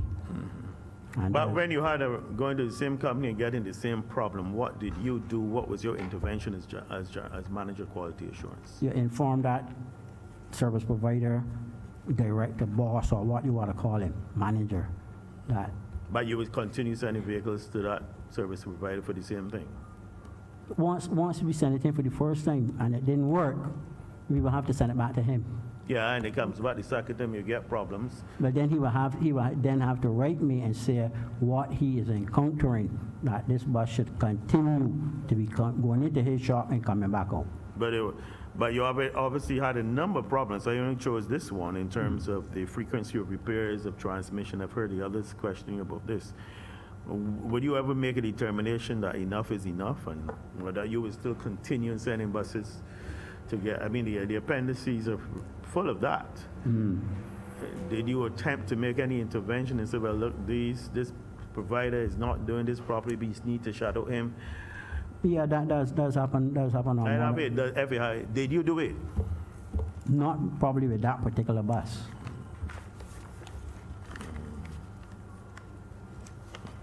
UCAL was ever involved in changing transmissions? I didn't hear that. UCAL If you can. was involved in changing transmissions. Yeah, they repair transmissions for us as well, yeah. But it was felt that it was too much work for them or to handle. What was the decision? How did you select? You haven't answered me properly. You said you would mandate. Okay, I said you don't use UCAL, use somebody else. Were you told which entities to use? But And if so, which ones were you told to use? it all depends. Because if I did speak to the managing director of UCAL, and he told me that his workload at the moment is very high, it wouldn't make sense sending it to UCAL for it to just go and sit for another week, 2 weeks without any repairs being conducted. It is then I would take it on myself. You know that you said earlier that you were given instructions. Sometimes that's one of the reasons why you didn't go to UCAL. You know, you said that just now. Yeah, I said that. Okay. So I am confused. I need to know when exactly a bus would go to UCAL for transmission changes and when it would not go. This was your determination, or this was somebody else giving you instructions? If so, whom? Once the transmission was repaired at UCAL, and it came back to us, went into service, and we found out it have a problem, a same transmission problem, it would go back to UCAL. You won't take it from UCAL. You're not answering my question, you know that. Well, I seem... Let's go again. I seem not to be understanding, you know. You understand me very clearly. I understand you clearly, so I know when you're evading my questions. UCAL Yeah, had an agreement with Transport Board. yeah. It was a near monopoly. You were part of that. You worked both sides. You knew that there was this agreement. UCAL and the engineers and the mechanics could handle the transmission. You said earlier to me in here that in terms of UCAL not getting a lot of its work is because you were given instructions to divert, that's my word now, Yeah. not to send to UCAL for repairs. So I'm just trying to determine how you would then follow those instructions blindly, yes or no? No, I probably would get a memo coming from the general manager asking me to send this bus to X or Y. Or the general manager would specify. Yeah. Good. So it wasn't you would just follow the instructions. You have some of these memos? I know you keep a lot of paper. Yeah. You have some of them still. I'm sure the I will chairman have would to like to see some of do a these lot of searches. memos. Though. Huh? I will have to do a lot of searching. I beg your pardon? I will have to do a lot of searching to find them now. Okay. So you're saying you had no I know you're very experienced. I know you would have had some policy or protocol in terms of selecting these service providers. Did you adhere to it? Yeah.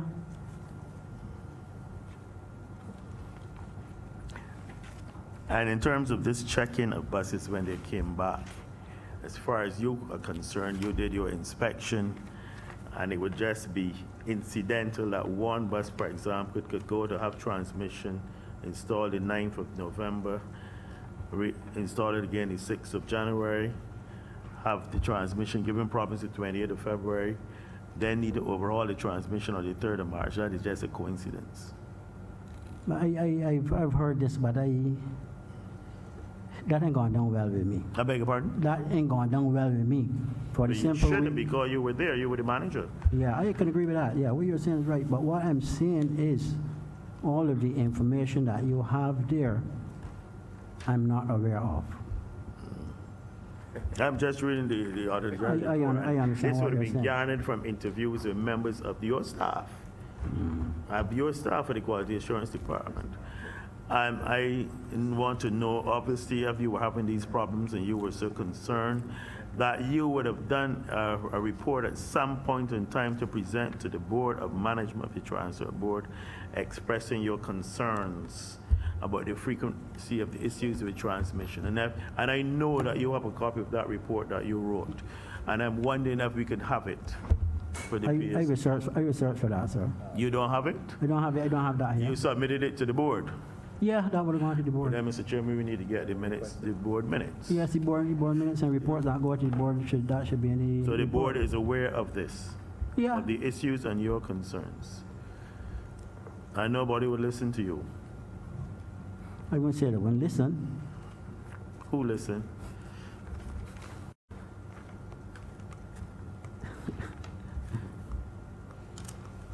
I have to cast back my memory, sir. Thank you. That's all for this time, Mr. Chairman. I just have one follow-on question. You may have touched it before, and I might not have caught it. I noticed from the report that from March 2015, from March 2015 to May 2018, the Transport Board ordered those transmissions at $22,000 from a local supplier, correct? Right. In July of 2014, I was just wondering if there was an error in the year, but it's saying that July 2014 was when y'all discovered the overseas supplier that sold transmissions for $6,000.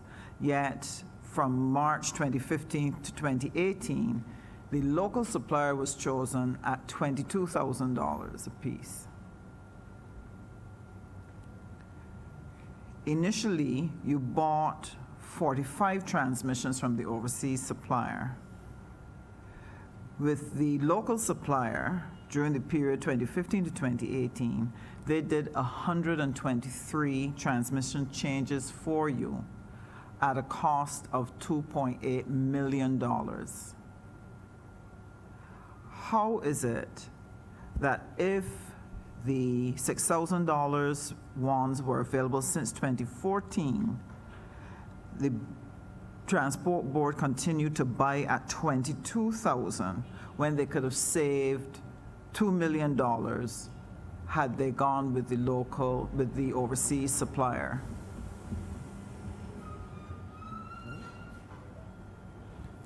That is something that I would have to check with storage and purchasing. That is not fresh in my memory. Right. The answer that they gave here was that they did not have the cash. But that seems strange to me because I would not be prepared to spend $2.8 million as opposed to spending $800,000, even if I do a few, catch my hand, do a few, do a few, do a few. I would not be able to reconcile it with my conscience to be purchasing at $22,000 $6,000 a pop, and the transmission's breaking down all the time, and 123 transmission changes being made. Did you at any time raise a query with your manager about that policy? Because it seems excessively wasteful to me. I don't know how it appears to you. How did you see that decision? There has to be some documentation in relation to that. But for I to put my hand on it, I will have to go to stores and purchasing and check the system. Because I'm not on duty that I can go and pull files. I will have to request certain things. 'Cause I'm retired now. So would you have been aware that you were spending $22,000 a pop for a transmission from the Not local aware. supplier? I'm You not wouldn't aware. know the cost? No. Okay. And you weren't aware that there were transmissions available at 6,000? Okay. No, at the 6,000, the ones that are coming in, yes, I know of those. The 6,000 ones. Because those are the reconditioned ones. Right. But when you are speaking about the ones for the 22,000, I don't even know who the 22,000 coming from. I don't know that. Okay. All right. Thank you very much, Mr. Codrington. Mr. Chair, just a follow-up question.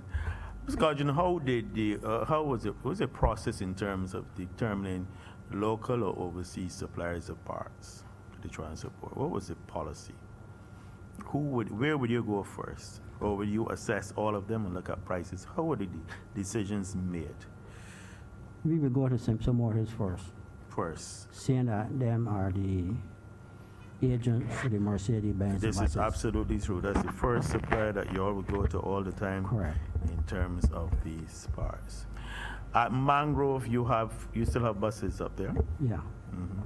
And you are aware that that was a source of parts, Yeah. both for Transport Board and other entities. I'm sure about the other entities. But you know it was a source of Because parts. why I say I don't sure about the entities. But you worked with the Transport Board for years, Yes, and but- you must have heard about the selling of parts But to let me- other but let entities me make- outside the let me board. make You this- must have heard. Yeah, I've heard that. Okay. But let me make this clear, sir. Transport Board is the only company that have Mercedes buses. There's no one else out there that have Mercedes buses that can get Mercedes parts and put on no buses. But there's no other Mercedes So buses you could out there. get parts from up there. So those buses have been cannibalized completely. That's correct, sir. They have no worth, no value. No, sir. Nothing up there to be refurbished. Nothing up there that can be used to retrofit anything in Weymouth. You are absolutely Not at sure. this stage. I want to make something clear to you too, sir. It doesn't make sense taking a part from a 1997 bus or a 2000 bus and put it on a 2000 buses that is on the road. I beg your pardon? I didn't hear you. Start again. I can go It doesn't again. make sense taking a part from a 1997 Seven bus. bus You know what? to place on a 1997 bus because both buses are the same age and the part would have been the same age. There's no guarantee that that bus is going to stay on the road much longer than a month or two. You get what I'm saying? Because you Not didn't- completely, because I know you did it in the past. But I'll take it as Yeah, I did it, take I as did you it in the said past, but I the take buses, your the buses are older. expertise. The buses are older now. Much older. All right. Agreed. Go ahead. Thank you. Just a couple of questions for you. You intimated, in response to a question from Minister Walcott, I think it was, Mr. Walcott, yes, that despite your training and expertise, there were times when you were overruled in your opinion and given instructions. That's correct, sir. And those instructions came from It would come from general management, yeah, the board or something of that sort. Yeah. general management, Yeah. and the board. Anybody outside of general management and the board? Any political directives to you? No, Any I- ministerial directives to you? No, I never Absolutely get none sure. from no political person. No. Okay. Have you ever any time documented a resistance to an opinion of the board or the general management with respect to an action that you propose should be taken? Yeah, You've documented that, yeah. and you have that? I won't have that here, but I have to. No, sort you have it out. available to you. We Yeah. can get that. Can we also get that Yeah, within next week? I'll sort. Yeah, hopefully. Yeah. Okay. Couple of further questions here. With your experience, cost of repairs to transmission could range from what to what? You're talking about between $10,000 and $20,000. Between 10 and 20? Yeah. Shouldn't be less than that? Be less than 10? It all depends. It's not going to be. But like- normally it shouldn't be less than 10? No. Shouldn't be more than 20? No. Okay. With respect to engines, repairs to engines, whatever the nature of repairs, from your experience, could range from what to what in terms of cost? Between 10 and 15,000. Between 10 and 15? Yeah. 1.5? Yeah. So if engine repairs amounted to 20,000, that would surprise you? Yes, they will have to tell me what they did. Okay. And body refurbishment? That could be any figure, I suppose. But refurbishment, that could be skyrocketed. That could Because skyrocket. the buses are so rusted. All right. And So, when you start to take off those panels, you'll be afraid okay. to look at that bus. So on transmission, between 10 and 20,000, shouldn't go below, shouldn't go above. Right. It would surprise you, therefore, to know that repairs to transmission on BM 120 and 129 went above 20,000? Yeah. But let me explain that now, sir, because that's something I wanted to touch on. When you find that the transmission gone above $20,000, that means that the parts for those transmission was supplied by the service provider. Any transmission that are repaired and is less than $20,000, the board supplies the part for that transmission.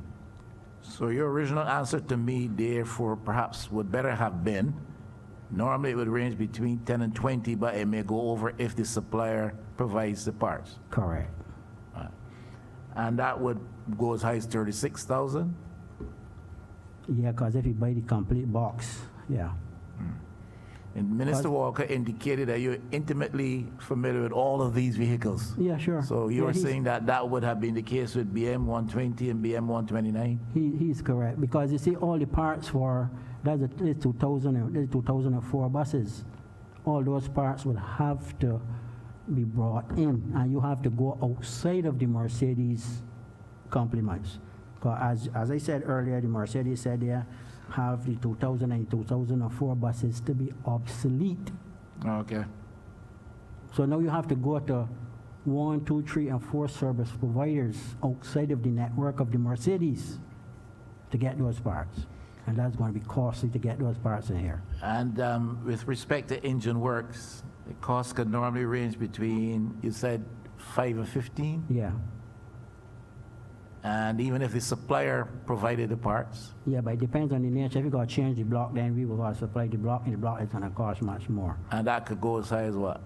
One block is about $5,000, between 5 and 6. So you can move from 15 as a ceiling to maybe 20, 25. Yeah. Should But it we get try, higher? but we Should, try to keep it below that. should it get higher than that? No, it shouldn't go higher than that. How do you explain BM 240? You're familiar with these buses? Yeah, according to him. 240, the 2006 Mercedes, yes. So that should not get as high as, Now, the technology for the 2006 buses is not a piece of cake nor a walk in the park.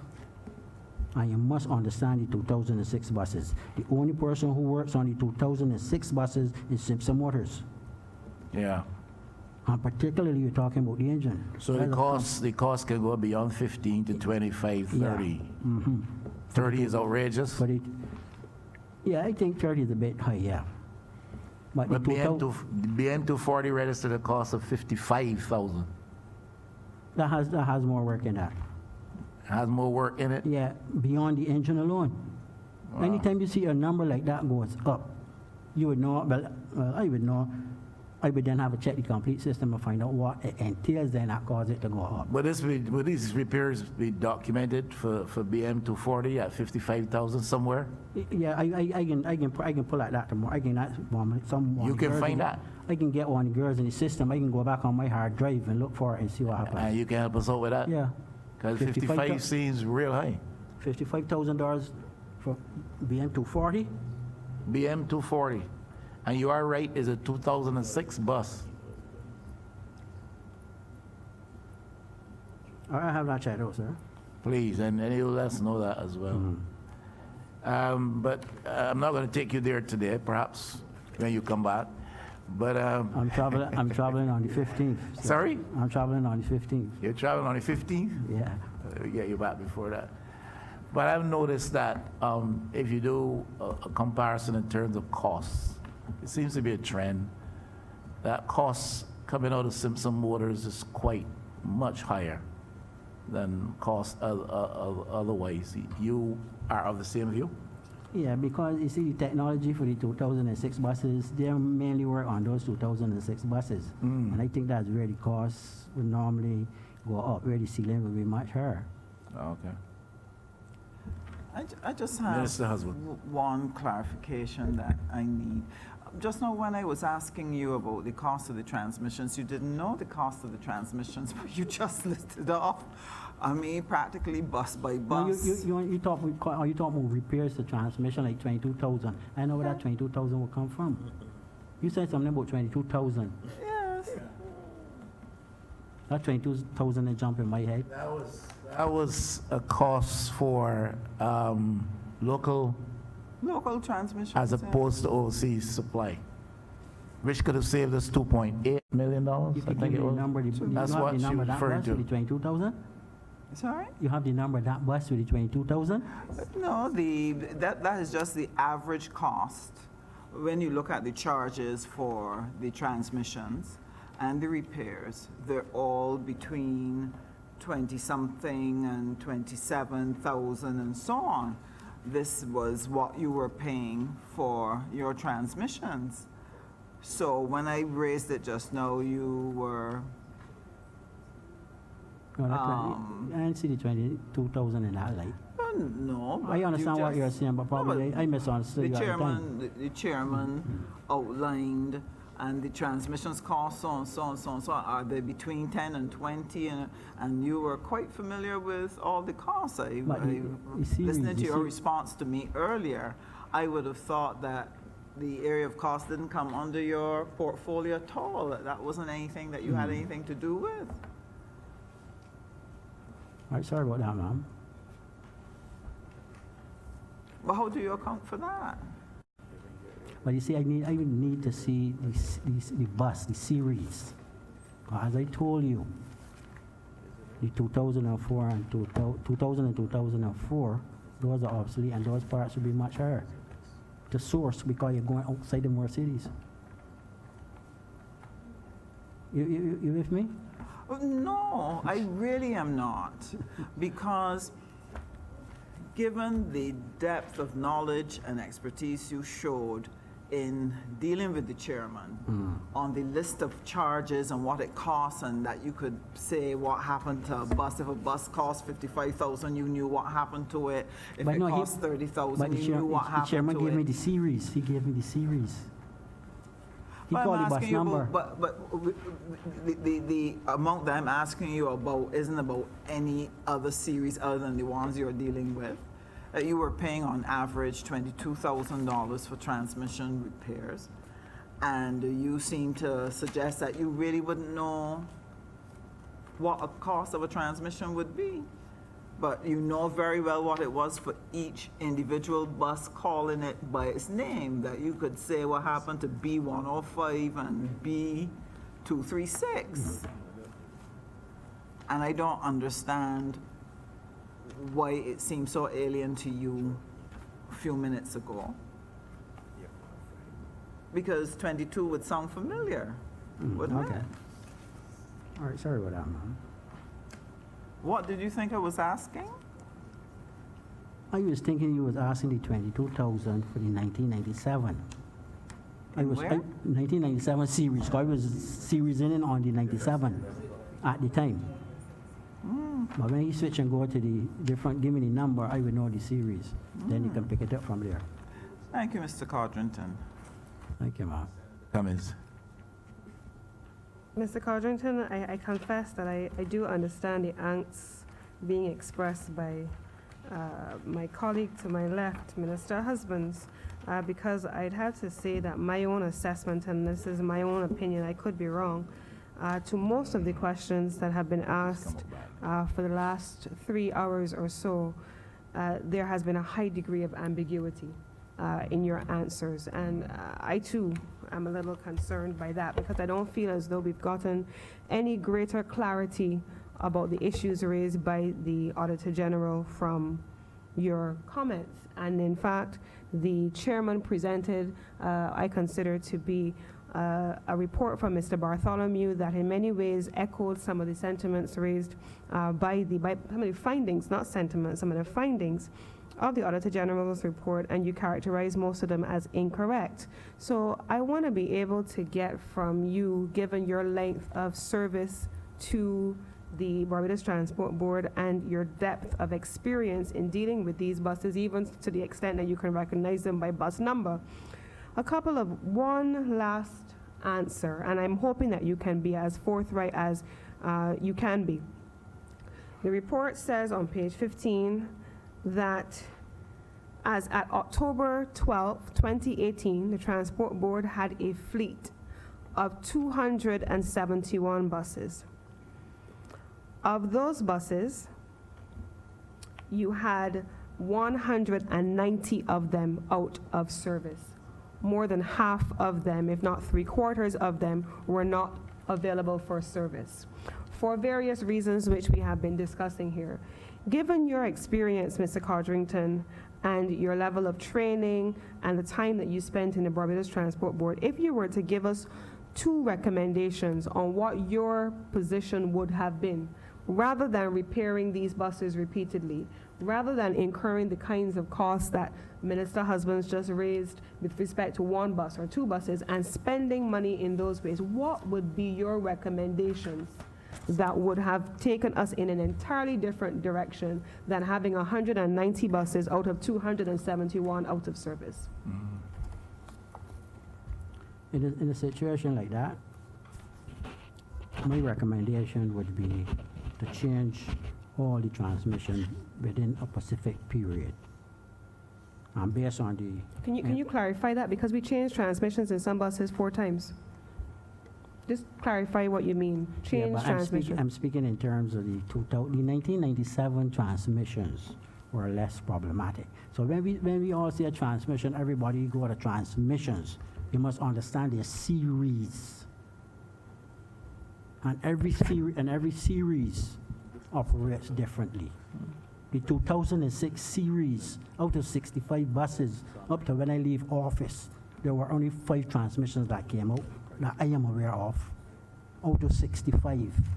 You have the 2000 and the 2004, based on the engineers from Brazil, told you those are problematic, they are obsolete, and we need to change the transmissions. And I think that is where the cost went up. So would you then say that rather than repairing some of these buses that had obsolete transmissions, given the costs that we have now seen that have been accumulated over the course of several years, but especially over the period under examination in the Auditor General's report from April 2015 through June 2018, that the recommendation to the Barbados Transport Board ought to have been to purchase replacement buses to upgrade the fleet, rather than to continue sinking money into buses where the transmissions were obsolete? Well, you can safely say that, ma'am, because for the simple reason we have an aging fleet. If you take the 1997 bus, today is 2019. If you do the math, you'll see how many years it is. The 2004, the same thing. The 2006, there are the younger buses, and they're about 13 years or so, between 12 and 13 years. So to the best of your knowledge, we continued repairing buses with no visible results. And do you know if at any point during the period under review, the Transport Board acquired any buses, even 1? New buses? No, not when they leave office, no. Mr. Codrington, perhaps my last question to you for today. Was a practice engaged at any time or from time to time of changing registration numbers on the buses? BM 240 today, maybe 3 months from now, BM 109? No. They didn't change No, registration You anytime? don't change registration number like that. Because that information has to go to the licensing authority. Sorry? That information has to go to the licensing. Yeah, I know it would have to go to licensing authority, but would that practice be No. followed we at never all? practice- So you don't ever practice. change numbers? No, don't change number from bus to bus. So if a bus Because goes, it's a series. if a bus goes out of service, Good question you're asking. if a bus goes out of service, that number is retired? So No, BM, that number then, you will write licensing authority requesting that you use this number that was on an obsolete bus. on another bus. Right. So you do switch. But I won't call that switching. When you say switching, it's One it's- number when- appearing on a bus today for some good reason may appear on another bus down the road. But there's a legal process that you follow. Yeah. Yeah. But when you say switching, you see, you got to be careful with switching. I do not you- mean, I- I do not mean triflingly or flippantly or carelessly changing the numbers. okay. 'Cause A somebody bus might- may be 240 today. Uh-huh. 240 is cannibalized, it's out of service 6 months from now. 240 Yeah, may if a new appear. bus comes in, if 240 will have that number. And it has to be a new bus. Yes. Okay. You won't see 240 on another bus next okay. week and running the road. Okay. That's trouble. Okay. Mr. Trotman, you have some questions or comments? Many references have been made to the findings in the Auditor General's report by both Mr. Codrington and ourselves. Any comment, any question? Yeah, I think we should comment on a couple of things here. The first might have to do with the missing bus. I'll let my colleague deal with that part, and then I'll chime back in. The first has to do with the bus that was missing. I'll let my colleague speak on that one, and then I'll ask a couple of questions. Nigel Gibson, Senior Auditor. It was the Transport Board who indicated that they could not find BM 506. They could not locate it on any of their premises when asked. So it was a transport board that indicated 506 could not be found. That's correct. To your knowledge, was Mr. Codrington aware of this position? At that time, Mr. Codrington had already retired. So I'm not aware. I don't know if he was aware. Sure. I just want to ask Mr. Codrington a couple of questions. Mr. Codrington, in your view, the quality assurance unit or department, would you say that it was a success under your leadership? Yeah. And how would you define that? How would I define that? Yeah. Based on my knowledge, and when I leave office, I had something looking like 150 or so buses on the road. And now that I'm out of office, I was made to understand you only get in 50 and 70, you ain't get into the hundreds at all. Another question here has to do with the frequency of the breakdowns. Would you say that to any extent that the fact that you had all these repeated breakdowns was a failure of the quality assurance department in detecting certain matters? No, I beg to differ, sir. Now, when you're talking about breakdowns, you got to speak to the age of the vehicle. That is one of the considerations. Then you have to look at components, the frequency in which these components failed. And 4, the operator's training along with the technicians as well. 5, you got to ask yourself, does this vehicle perform? Does it conform to the written specification of the manufacturers? If these things are found to be incorrect, then we will deal with that. None of the above, no. And then the availability of funds to get certain buses back into service. You know, earlier you spoke of certain parts transmissions being obsolete. And I wasn't 100% clear in terms of what you meant when you said that they were obsolete. The Brazilian report with the MT643R transmissions and the 2000, those are the transmissions that are obsolete because they're more than 10 years. Let's make it clear. The life of a bus is 10 years. The moment you go over 10 years, there's no manufacturer that is going to provide you with any parts. You have to go outside the box. Okay, so what you meant was that the manufacturer has finished making those types of transmissions. That's correct, sir. So you have to get the transmission on open market. That's correct. Okay. All right. So tell me something, you were indicating that in terms of your success, had to do with the fact that you were able to maintain 115 buses. That is sort of indication that the quality assurance department was very successful. Yeah. But this was in terms of the repeats, in terms of the several repeats, that wouldn't have deflected in some way from that? But despite we might have repeats, we try to get them back in service as quickly as possible. And then the whole issue of the cost. You mentioned earlier that it was late in the game when we started to deal with the American imports. But some of our report would indicate that we were importing those transmissions from the U.S. from as far back as 2015, I think, which is basically covering the report period that we have here. So we were aware of these reports. And tell me something, the transmissions from the U.S., were they lasting a lot longer? They're all reconditioned transmissions from the U.S. Right. They're not new transmissions. I understand that. Those are transmissions that we send the core, what you call the old transmission box, and get them repaired, and they will send them back to us. Right. So these transmissions that came from the U.S., in terms of their life expectancy, how were they performing? When I leave office, I didn't have any major issues. But at this present moment, I cannot speak to that. No problem. So why weren't there more transmissions sourced from the U.S.? Why weren't more sourced from them, since they were not given any issues? And the cost was a fraction of the other. I'm not sure why no more was purchased from the U.S. Okay. So earlier on, we were looking at the whole issue of who provides, in terms of the quality assurance department would indicate where you get the service supplier. Who service suppliers are you send a transmission to a bus to get repaired?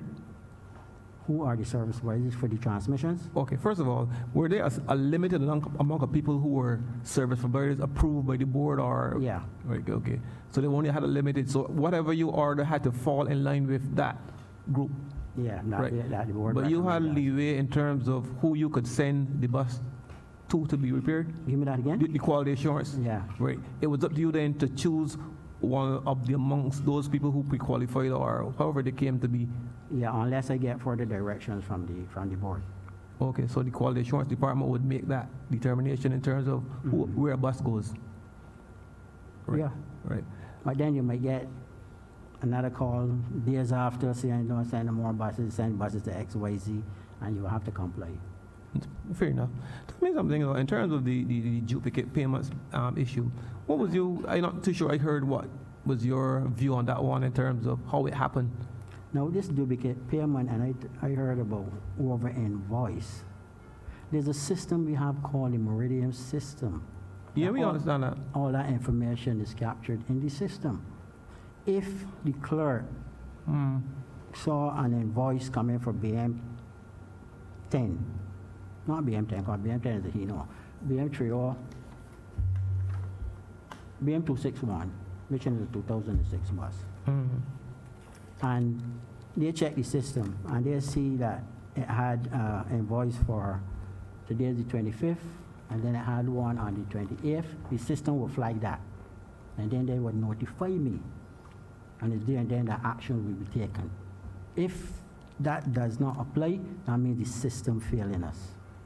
So in some cases, for these duplicate payments or whatever, you would have signed the original and the duplicate. How is that possible? But that's what I'm saying, because when it goes into the system, the clerk will check the system, and then she would put everything in the system and then send the whole batch to me. I would go into the system then and check and find out, well, yes, X, Y, Z, and sign off on.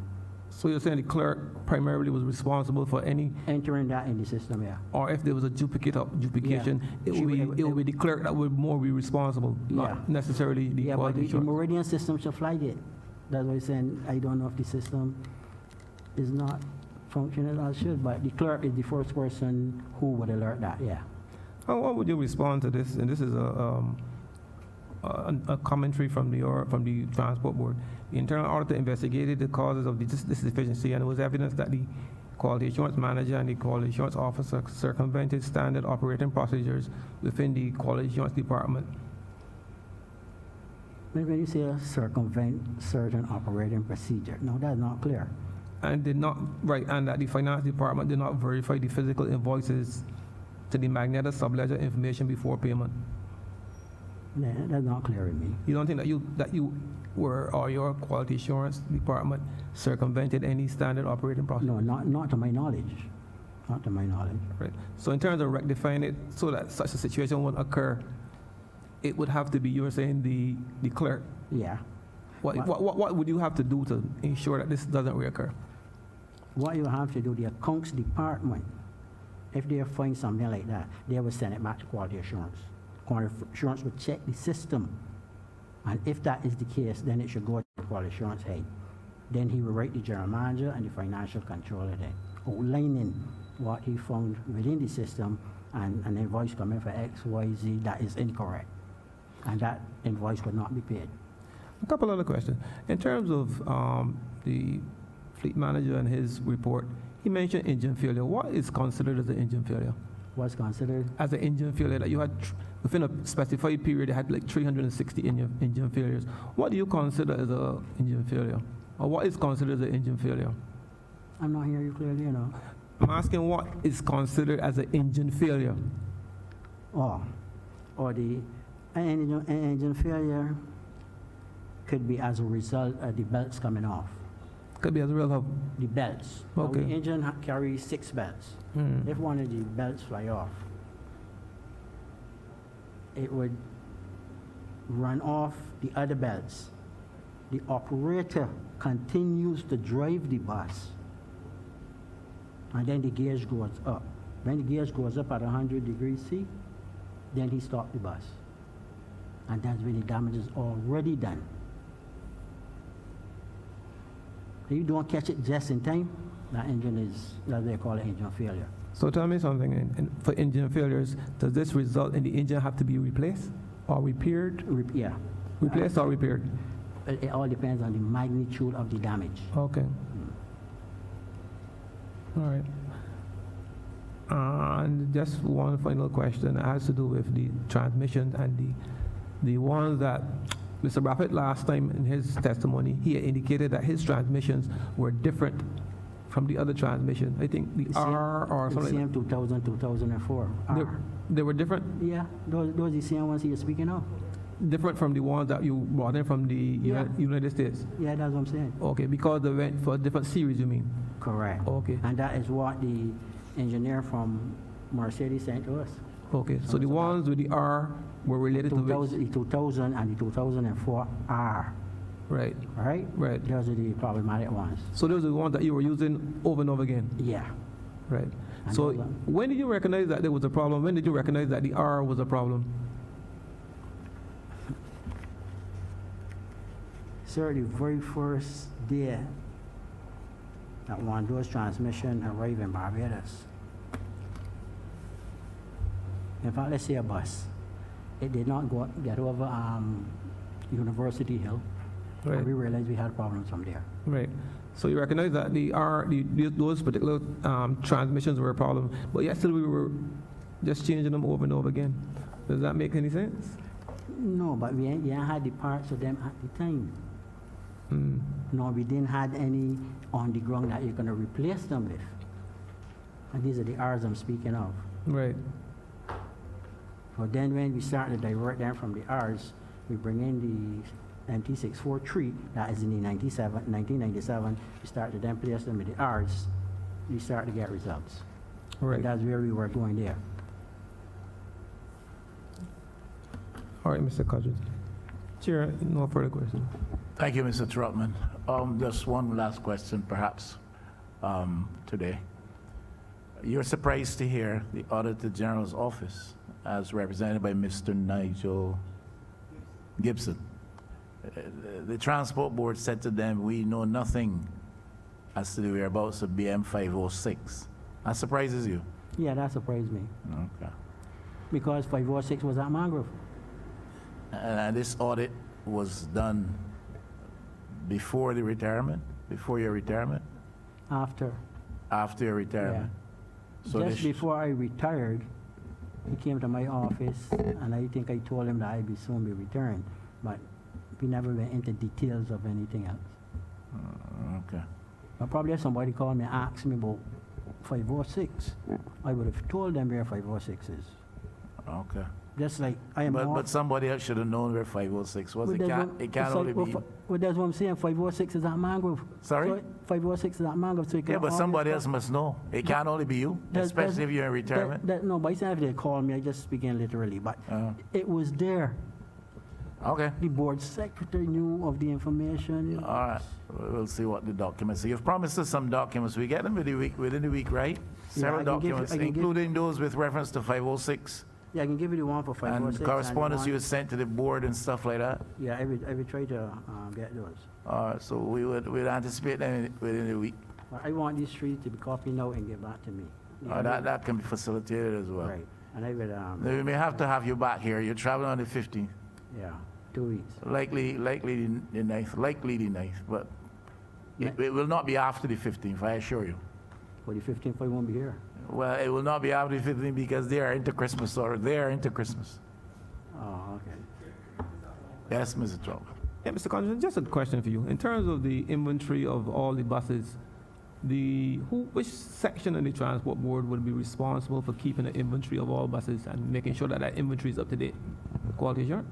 We have quality assurance and you have the accounts department. Nobody want to know which one will be responsible for making sure that the inventory is up to date. The inventory of all buses, Quality assurance department. right? If you have a bus and you cannibalize it, how does it come off the inventory? You're right, I have the licensing authority as well as the Ministry of Finance. And these are all documents here that buses that came off. And then they will write us back, how we got on the cost, engine number, chassis number, what have you, and tell me, okay, that's. Yeah, I think my colleague was just one final question for you.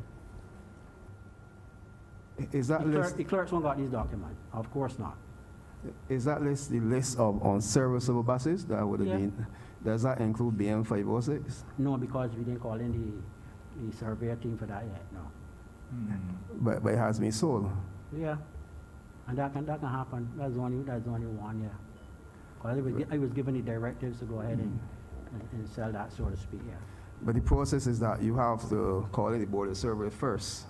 No, if we having a number of buses, but we can have an obsolete bus. When I say obsolete, a cannibalized bus, whereby you write the transport board and you say, I want this bus to make for a chassis where the factories do to get the recane carts, and then we will write it off our books, write licensing authority, and then that will be off the books. Okay. We were made to understand that you have the right to get all the buses checked before you can deem them unserviceable, even the ones that you cannibalize. Yeah. All right, Mr. Trotman. We will get back to these matters because I think the committee is very unsettled as to the issues relative to BM 506. And I think the Auditor General is not satisfied with what is being heard. We can pursue that further. We have promised not to detain persons beyond 5 o'clock. We have gone, and I thank you for your patience. We've gone beyond that today. We'll have you back at some point in time. We'll further pursue that matter and other matters, and perhaps other buses, which according to Mr. Bartholomew could not be accounted for at some time. Serious matter.